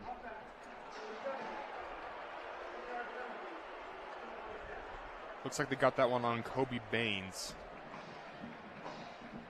Didn't see it as it happened, but it was away from the play as Ballard was trying to escape. So that's when you're most susceptible to getting called for that hold, as the offensive line starts to pull the defensive lineman who's trying to track down Ballard. That's exactly what happened. 2nd and 20, under 2 minutes in the third quarter. 3-point game is the score. We expected a close one tonight in the booth, and we are getting all of that and more with Ballard in the shotgun, 2 receivers far side. Luke Grimm in motion. Here's the pitch. Give it on over to Neal. Make that Highshaw. As he was only able to go up for a 1-yard gain. 2nd and 18 after that first down play. And this second down play is big. We saw 2nd and 18 earlier in the game when KU was able to rip off a quick 17-yard rush, and they would eventually score a touchdown on that drive. If K-State can limit the damage they do here on 2nd down, it's going to make their lives a lot more difficult on 3rd and long, and they can send some pressure to try to get into the face of the true freshman quarterback. That true freshman quarterback is not taking the snap. He's near side. Neal takes the snap out of the Wildcat once again. And that's exactly what you needed. There's no really gain on that play. It's going to be 3rd and very long, 3rd and 16 to be exact. As KU will have to probably get one more play in before the end of the quarter, with 44 seconds ticking on down. But really important play for Kansas State on defense. Can't give up any big plays. Play some strong defense on this play. Get the ball back in your hands and look to go into the top of the 4th quarter offensively to try to chip into this 3-point lead. Here's Ballard once again. Takes the snap. Ballard looking at his options. Steps on in. He's got a receiver open if he wants, but instead decides to run. And gets absolutely hit towards the end. What a hit on the far side right in front of the K-State bench. Gets knocked down. But after that run, it will bring up 4th down, and Ballard knocked out of bounds. And that was borderline at the end of it. It was a big hit, as you said, delivered. And I think an argument probably could be made that might be a penalty. I don't think he led with the crown of the head, though, which is the one thing that he'd have going for him, because he was still up. He was still in the field of play. So borderline, I'd probably lean no call because of the fact that, he wasn't out of bounds. He wasn't sliding. He was going down, so the hit was probably unnecessary, but I don't know if that warrants a penalty. It was close, though, for sure. I would agree. Yeah, it's just so tough there at the end, too. We're seeing it around the NFL, seeing it in college football as well. Some tackles that you wouldn't think would be that bad of a tackle turns out to look a lot worse, or someone gets injured. Saw that game Thursday night with the Ravens. Just a normal tackle that you see, and then bad things can happen. But there was some helmet-to-helmet contact on this one. We hope that Ballard is okay. Crowd is still in a range of boos, but there is a stoppage of play. But it will be 4th and 8 as zeros hit the clock at the end of the third quarter. Kansas leads 27-24, but Kansas State's defense is providing some strong support to get the ball back in their offensive's hands. As we will have KU's offense on 4th down coming up on Wildcat 91.9. You belong. Welcome back to the booth as Kansas did decide to punt, and that punt is going to roll down to the 2-yard line, almost blocked as Kansas State applied some pressure to the punter. The hum was heard around the stadium as well, leading out of that timeout. Welcome to the start of the fourth quarter. As there is a flag down on the field, we will find out what this is for. I think it might be catch interference. I don't know if they hit Phillip Brooks. It looked like they might have bumped into him. Gotcha, yeah. Nonetheless, Howard and company will be checking back onto the field for their next offensive possession. And here's the call.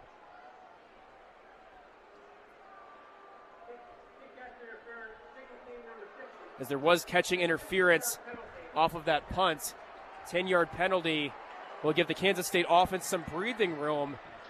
If that would have not occurred, they would have been down at about the 2-yard line. So some nice breathing room off of the penalty.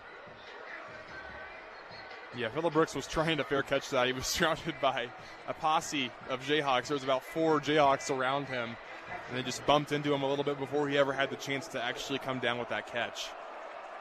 Howard is in the shotgun once again. He's got 3 receivers far side. Hands it on over to Giddens. Giddens trying to find an opening, and that's going to be a tackle for loss by the Kansas defense. Giddens really had no opportunity to make something out of that, and that is going to be a 6-yard loss on first down. And that's not where Giddens has had most of his success. He's had success running up the gut throughout the majority of this game. This time they try to spread him out wide, and then got some more of a run play you would have seen with Trayshawn Ward. I like to give Giddens the ball up the middle. 2nd and 16, 14-20 remains in the fourth quarter. Howard, he takes the snap, trying to find an opening. He's got a receiver. It just overshoots that one. Trying to find Jace Brown. He was in double coverage, and that is going to set up 3rd and 16 with the volume in the stadium rising by the second. Yeah, not a great position to find yourself in, especially after being gifted that penalty from the Jayhawks. He said it's going to be very difficult for K-State to get themselves out of this situation. Wouldn't be surprised if they played a little conservative here. 2 receivers far side, 2 near side. Howard takes the snap. Trying to find a pass, has some pressure, and he is sacked. Had no time to really open anything up in terms of the passing game. Kansas looked to blitz, and they find the quarterback, bringing up 4th and 22 after the sack. Yeah, and it was KT Leviston who got cooked on that left side. And the problem was K-State ran 4 deep developing routes, and Will Howard had about a second and a half to get rid of that ball. It was Austin Booker who came in to make the play for the Jayhawks.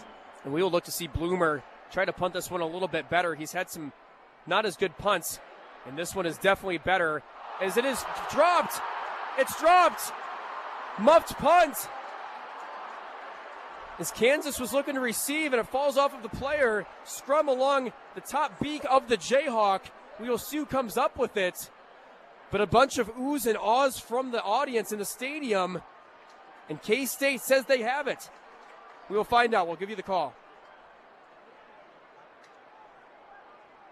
Still waiting for an indication from a referee.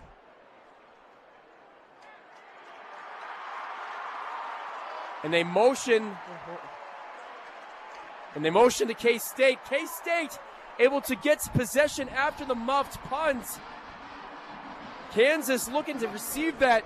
Falls out of in between his hands. And at the top beak of the Jayhawk at about the 45, K-State gets possession of the ball. So scratch that 4th and long. You basically just completed a long pass, and you get a 1st and 10 on your own 45.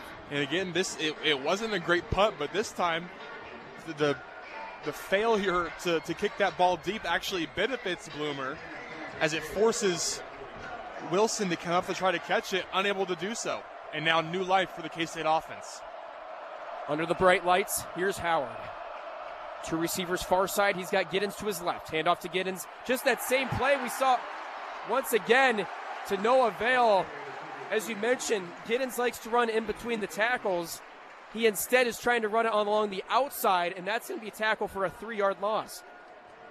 And part of the problem there was Giddens. You should have seen that his right tackle was beat off. It was Taylor Poiter who didn't get a great push off the line. Should have seen that and just taking your loss, cut it back upfield and lose, 1 or 2 yards. Instead, you had to work your way back, and you're lucky that you only lost 3 on the play. as Howard has it in the shotgun once again. Fake handoff to Giddens. Howard takes it by himself, and he's able to spring ahead, gain those yards back and a little bit more right on the center Jayhawk logo once again. 6-yard gain for Howard, setting up 3rd and 7 with 12.5 minutes remaining in the game. And this has been about the down and distance where we've seen Ben Sennett be targeted a couple times tonight. See if that's where K-State decides to go back to if they try to work it to one of the receivers. The volume in the stadium is loud on this 3rd down. 3rd and 7, Howard in the shotgun. 2 receivers near side. Here's the snap. Pressure along the inside. Able to find his receiver. Jace Brown springs along head, and he is knocked out of bounds at around the 20-yard line. Big chunk play there for the Kansas State offense, and Howard and company are in business. This time a nice throw and a great route by Jace Brown. Beat his man off the line. Howard takes the snap once again. Handoff is to Giddens as we hear a whistle on the field. I'm not sure if they were set up. Could also be a timeout as well. We'll see what the call is. But what a play. Howard able to use the time needed and throw the 1st down off of the 3rd and 7. And Jace Brown, the freshman, showing out once again on the 3rd down play. Tried to hear what they were saying. They're saying previous play is under review on the long pass to Jace Brown. I have no idea what they're reviewing. Maybe, I mean, it looked like there was a horse collar at the end of it, but you can't go back and change that no call. Maybe just where he stepped out of bounds originally is where they're going to try to change. I think he may have stepped foot on that boundary a little bit before he was marked out of bounds. As the replay board shows Will Howard, that's very helpful for us up here in the booth. Yeah. Yeah, I think it's just a spot. They're looking for the spot as well, looking at where his foot touched the whites along the outside.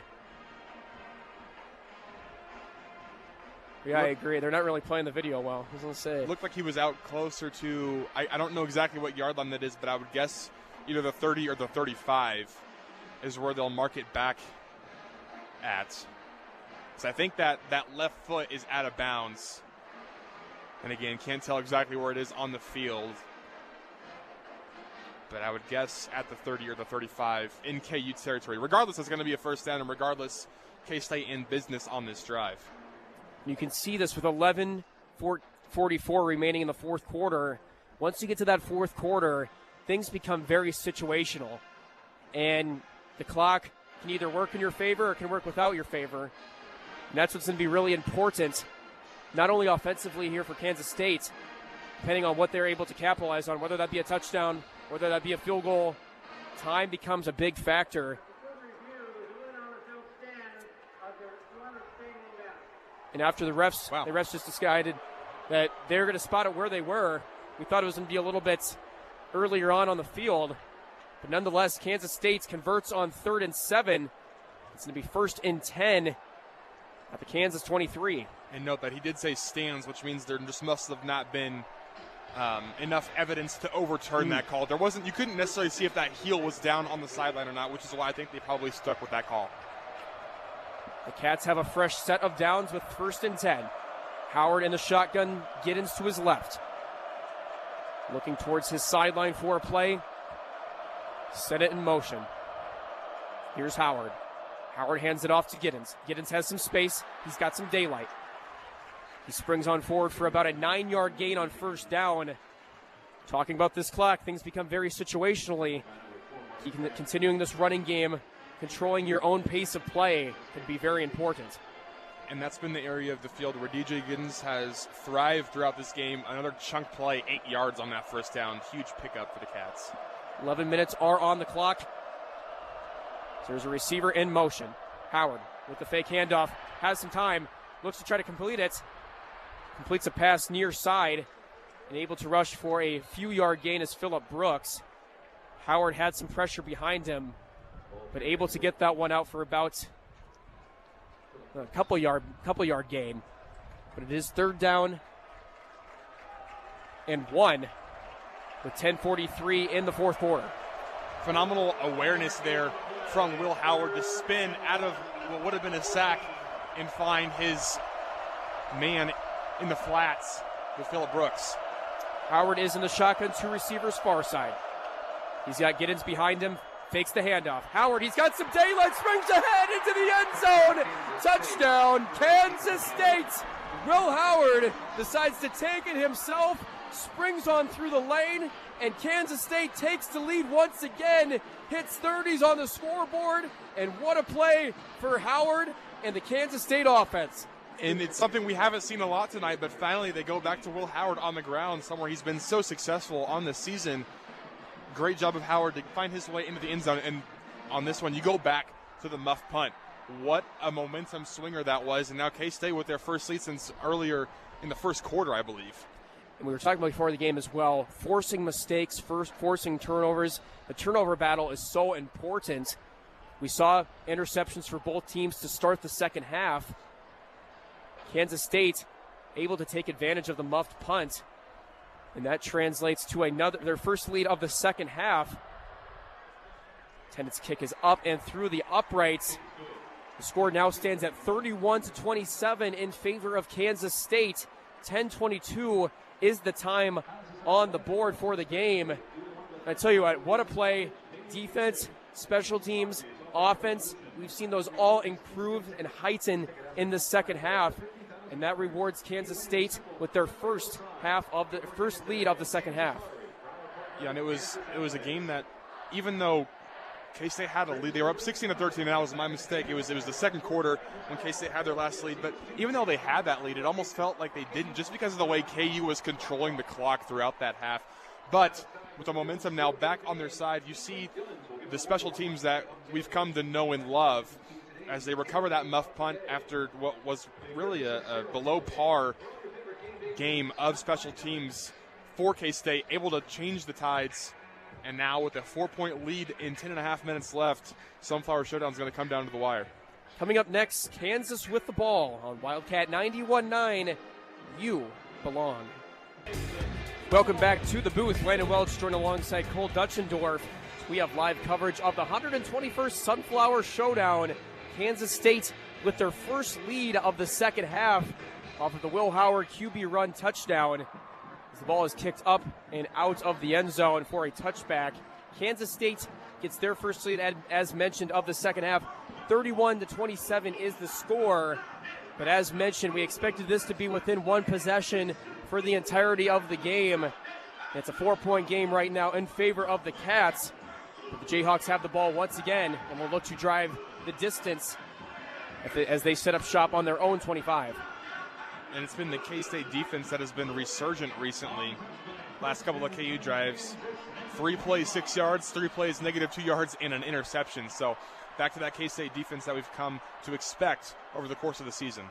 2 receivers far side. It's Neal and the Wildcat once again. Neal, he takes it himself, has some space.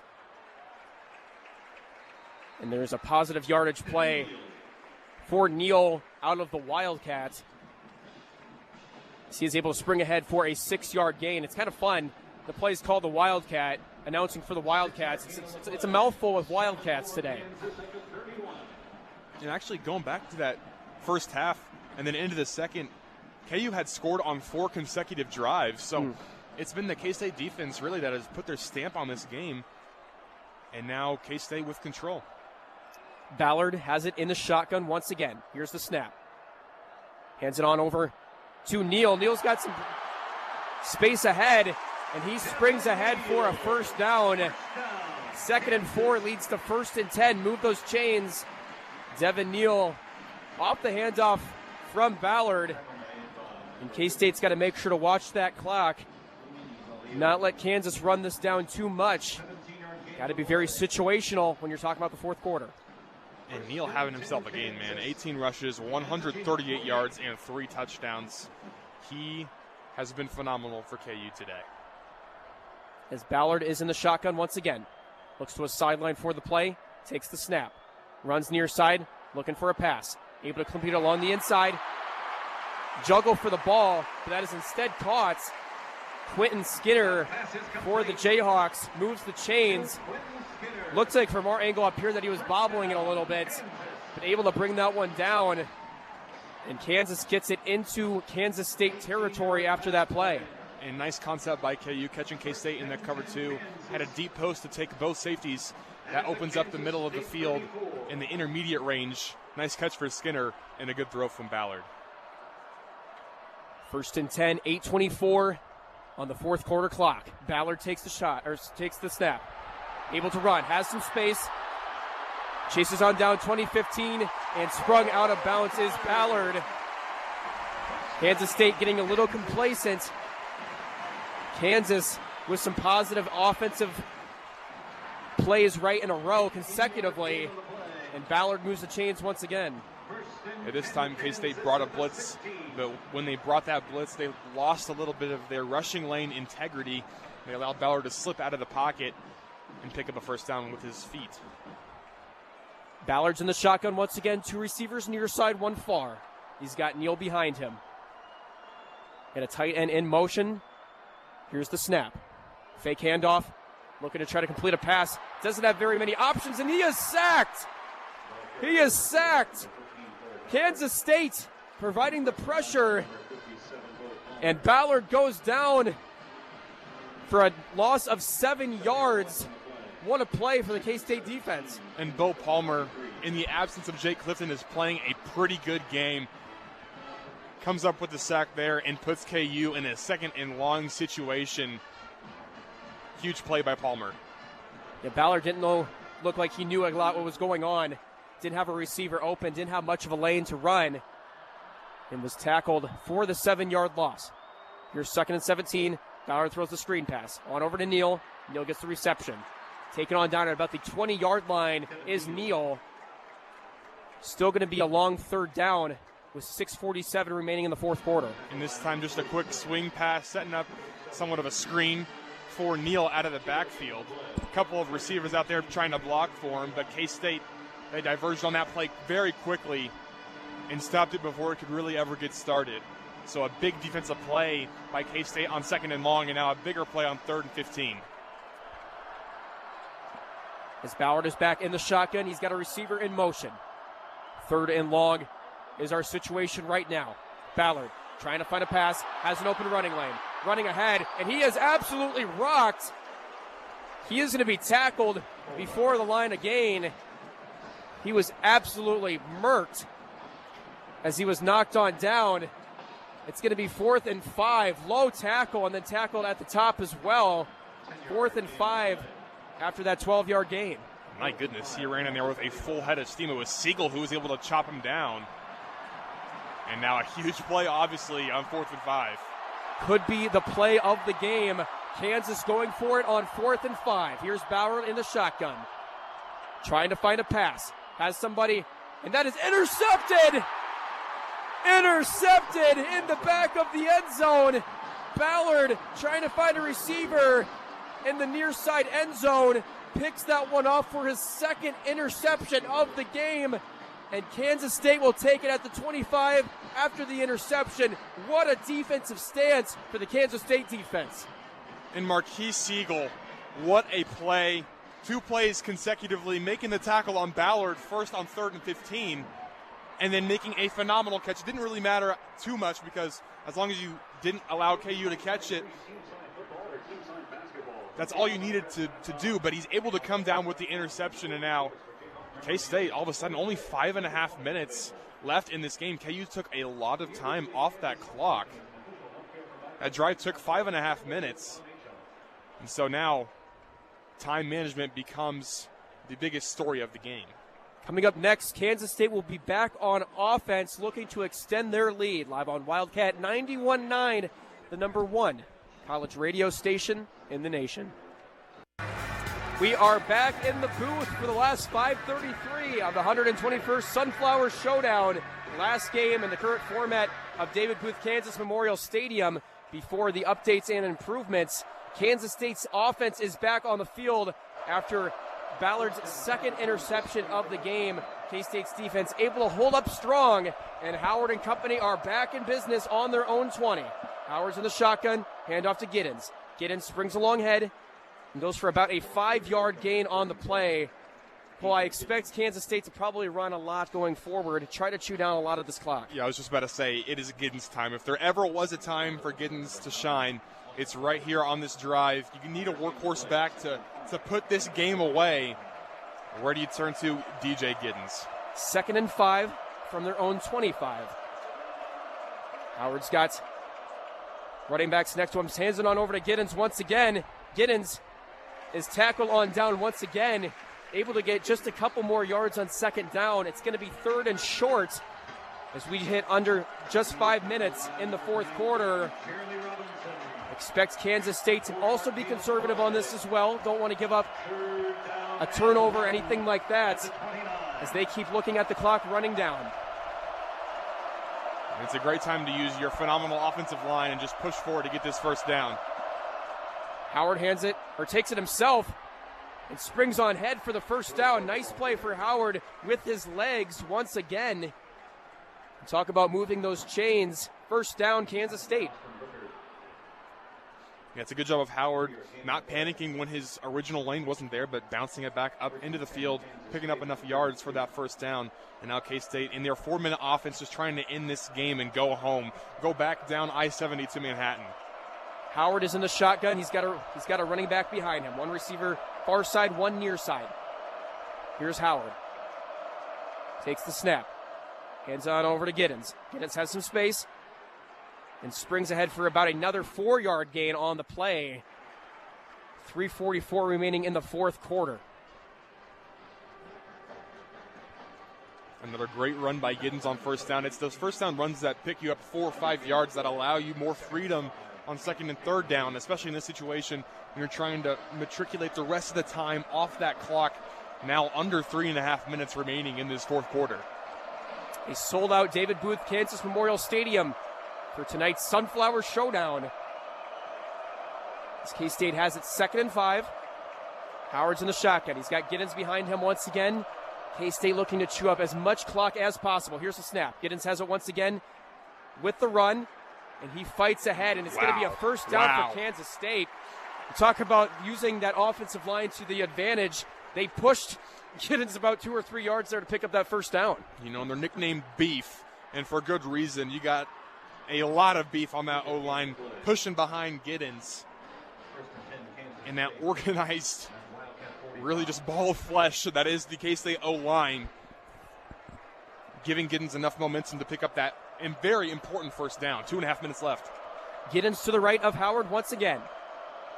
Clock is at 2.5 minutes. K-State with the lead. Handoff is to Giddens. And Giddens doesn't really get anything on that first down play. As we see 2nd and 9. And we will see a stoppage of play on the field as Kansas calls a timeout, their first of the second half. And just talking about what we're going to see in these next 2.5 minutes. Kansas State, they're going to look to try to have Kansas State's going to look to try to have Kansas burn all of their timeouts, and then they're going to just try to run out this game. Not going to try to necessarily go score, being strategic with this clock and looking at it as well to get these timeouts burned and run this game out. But coming up, we will see what Kansas State can do with 2nd and 9 with 2:23 remaining in the 4th quarter. Coming up on Wildcat 91.9, the number 1 college radio station in the nation. Welcome back to the booth for the final 2:23 of the 4th quarter. Kansas State currently leads Kansas 31-27, and there is 2nd and 9 for Kansas State's offense, looking to run this clock out and head back tonight with their 15th Sunflower Showdown victory in a row. Handoff is to Giddens, and he gets stuffed. Goes nowhere. Kansas calls a timeout right off the chute, and there was no gain on that play, about a 2-yard gain. It will be 3rd and 7 with 2:17 in the 4th quarter. So now it's an interesting decision for Coach Kleinman and Coach Klein. With 2:17 left, you could decide to just keep it on the ground and force KU to either take another timeout, their last timeout, or ensure that you'll get another 40 seconds off the clock. Or if you decide to air it out you know, you have a better chance of obviously getting the first down, but you also run the risk of an incomplete pass, which would stop the clock, save KU's last timeout, and give them about 2 minutes and 10 seconds and one timeout to go down there and score. So a lot of options for Coach Kleiman here. I really could see him going either way with it. Coming up, Kansas State will have it 3rd and 7 with 2:17 in the fourth quarter. We'll have that on here live on Wildcat 91.9. You belong. Welcome back to the booth. It is 3rd and 7 with 2:17 remaining in the fourth quarter. Kansas State will look to get the first down on this play and put this game to ice.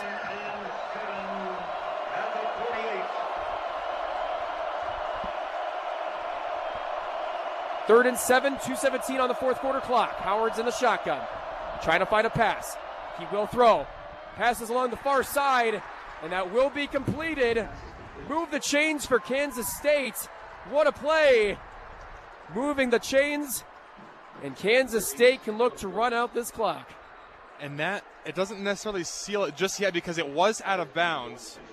And KU does have a timeout, so K-State, in order to fully, although actually KU's taking their last timeout now, I wonder if he was moving backwards, so that would have actually kept the clock moving. That's probably what happened on the sideline. So now, I mean, as long as you take a couple of seconds on each kneel down, it is going to end the game. So wow. What a gutsy call by Coach Klein. Phenomenal pass by Will Howard. Phillip Brooks ends it. And for the time being, I mean, as long as they don't change any calls that they made on the field, that's the game. Right.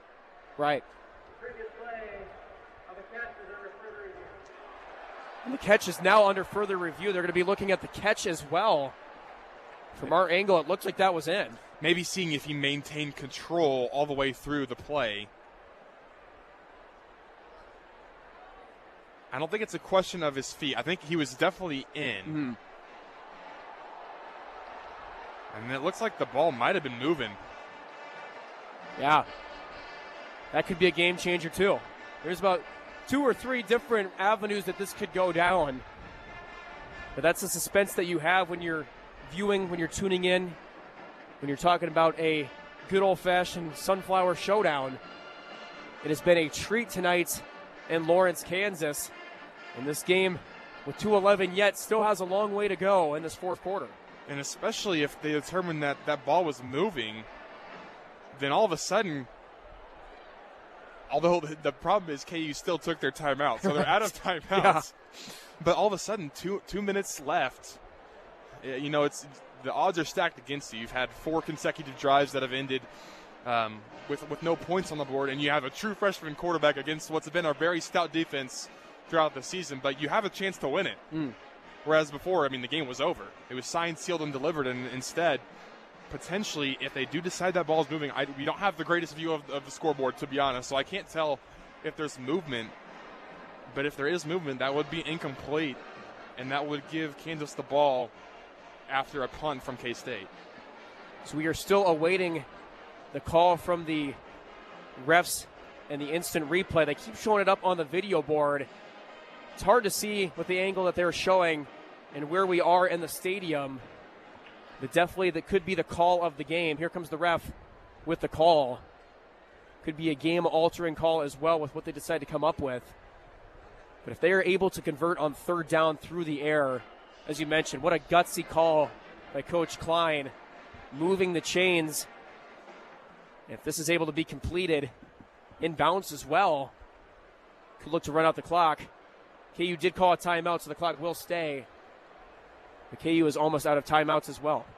Whitehat still discussing something with the other 2 officials, but now he's going to make the call. After further review, the ruling on the field stands.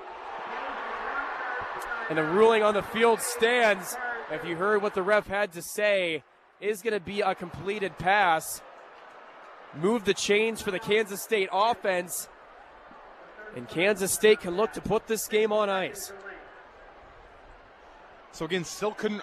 We didn't have the greatest view on the field. It looked like a completed catch, and again they said stand, so that means that they didn't see anything enough to overturn the call on the field, which means that they are most likely looking at the feet rather than the security of the ball. If I had to make a guess, yeah. But either way, pending a couple of kneel downs, that will end the game and push K-State's win streak to 15. Yeah, 15.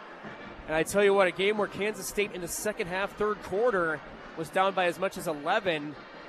They were able to force some turnovers. We talked about defensively how important it was going to be, talking about two very highly powered scoring offenses coming together to meet tonight.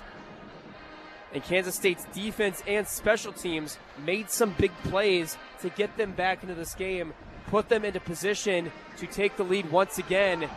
And they are 2 minutes and 11 seconds away from, as you mentioned, extending that streak to 15 games and sending KU home in their last game in David Booth, Kansas Memorial Stadium with the loss. As it looks like Howard is going to look to run on back, force someone to have to come and tackle him. He will likely just fall and slide, and he does just that. Going to be a very big loss. And he'll just line up and they'll do that exact same thing. They're going to have to do it at least one more time to ensure that they don't have to punt the ball away. As the clock continues to run, now under 2 minutes, Kansas is out of timeouts. So if you can do the math in your head with the seconds and how things align, Kansas State can look to use the next 2 plays to let this clock continue to run and not give Kansas an opportunity to get the ball back offensively in their hands. I think they're just going to call a timeout here, and then they're going to have to run just 5 seconds off the clock between their next 2 kneel downs, which is definitely manageable. So that will end the game, barring some sort of bizarre mishandling of a snap or something of that nature, which with Will Howard under center, you doubt that would happen. Right. Knock on wood. It is 2nd and 25 now up on the video board. Obviously, that was self-inflicted from just trying to continue this clock, having this clock continue to run. Kansas State did just call a timeout. Got to talk some things over, make sure what they're thinking in their heads, game plan-wise, translates to the field. As the players check back onto the field. And then, as you mentioned, barring any hiccups, Kansas State can look to run this out with no timeouts remaining for KU and the Jayhawks. And what a job it was by this K-State team in the second half to rally when KU had a ton of momentum as they'll line up for the second down play. As Howard runs on back, and he falls as well. Going to bring up third down with 1:17 remaining in the fourth quarter. We can see some fans starting to leave the stands. The Wildcat faithful very happy with this game result if it stands at where it is right now. Yeah, now they'll just be able to kneel it down for the last play. The game clock is about half a second in front of the snap clock, so they'll be good to finish this game out with one last kneel. As the players line up once again for one more kneel on third down, as Howard directs the beef right in front of him. A whistle blows on the field. Kansas State's going to call another timeout. A few boos in the crowd talking about delaying what could potentially be the inevitable. Just trying to ensure that nothing happens on this last play, because now with exactly 40 seconds, all you have to do is take a snap and kneel it down one last time. Absolutely. As 40 seconds remain on the clock, should be one last timeout in tonight's matchup. But I tell you what, despite the situation, despite the circumstances, people all over can say, well, you know, it's a third-string quarterback, things like that. We got treated to a treat. I mean, this was quite the game. The game could have went either way. Me being a Jayhawks fan, myself, a KU alumni, I'm really happy with just having a strong game, having a good game. It was a close game, and it was a lot of fun. And, you know, who doesn't love competitive college rivalries? They're what make college sports so much more special in their own way compared to, you know, the NFL or NBA. When you can have these type of rivalries, it just adds so much excitement to the game, the anticipation all season long. You know, you could have an 0-8 record if you're coming into the Sunflower Showdown. Right. You're like, let's beat them, right? And that would make your season. So it's always a fun game, and it's good to see it be more competitive than it has been for the last significant period of time. 110%. I think everybody in the state of Kansas is just excited to see this matchup be close. We talked about the last two matchups that these teams had. Kansas State winning in both of them. 2 years ago it was a 25-point game. Last year it was a 20-point game. You're talking about a game that was between 4 points, and as we mentioned, could have went either way as the clock hits zeros and the players check onto the field. There's a little bit of a pushing scrum at the end on that last kneel down, but they were able to be separated, shaking hands center field, and Kansas State will cruise to victory 31-27, extending on their Sunflower Showdown winning streak to 15 games tonight in Lawrence, Kansas, and they can go home feeling well and knowing if they can take care of business next weekend, they're in very good line to play in that Big 12 championship game down in Arlington. And again, what a job it was by K-State to turn around their defense after 13 minutes and 28 seconds left, and KU scored that touchdown to open the third quarter. They didn't allow any more points to be put on the board. They forced the punt, 2 interceptions, and then that muffed punt we saw as well. So phenomenal job by the defense and the special teams of Kansas State to be able to put the metal to the pedal, or the pedal to the metal, pedal to the floor, whatever. You get what I'm trying to say. Great job by the K-State defense to ice this game, and then how about that drive to end the game as well? DJ Giddens, healthy dose. The throw from Will Howard to Phillip Brooks, what a throw. One of the best throws from Will Howard on the season, given the situation. Fantastic job of K-State to rally, because this was not an easy game by any stretch of the imagination. Right, definitely one of the harder games on the schedule this season. Kansas State cruises to victory over the Kansas Jayhawks, 31-27. The clock is at zeros. The game has finished.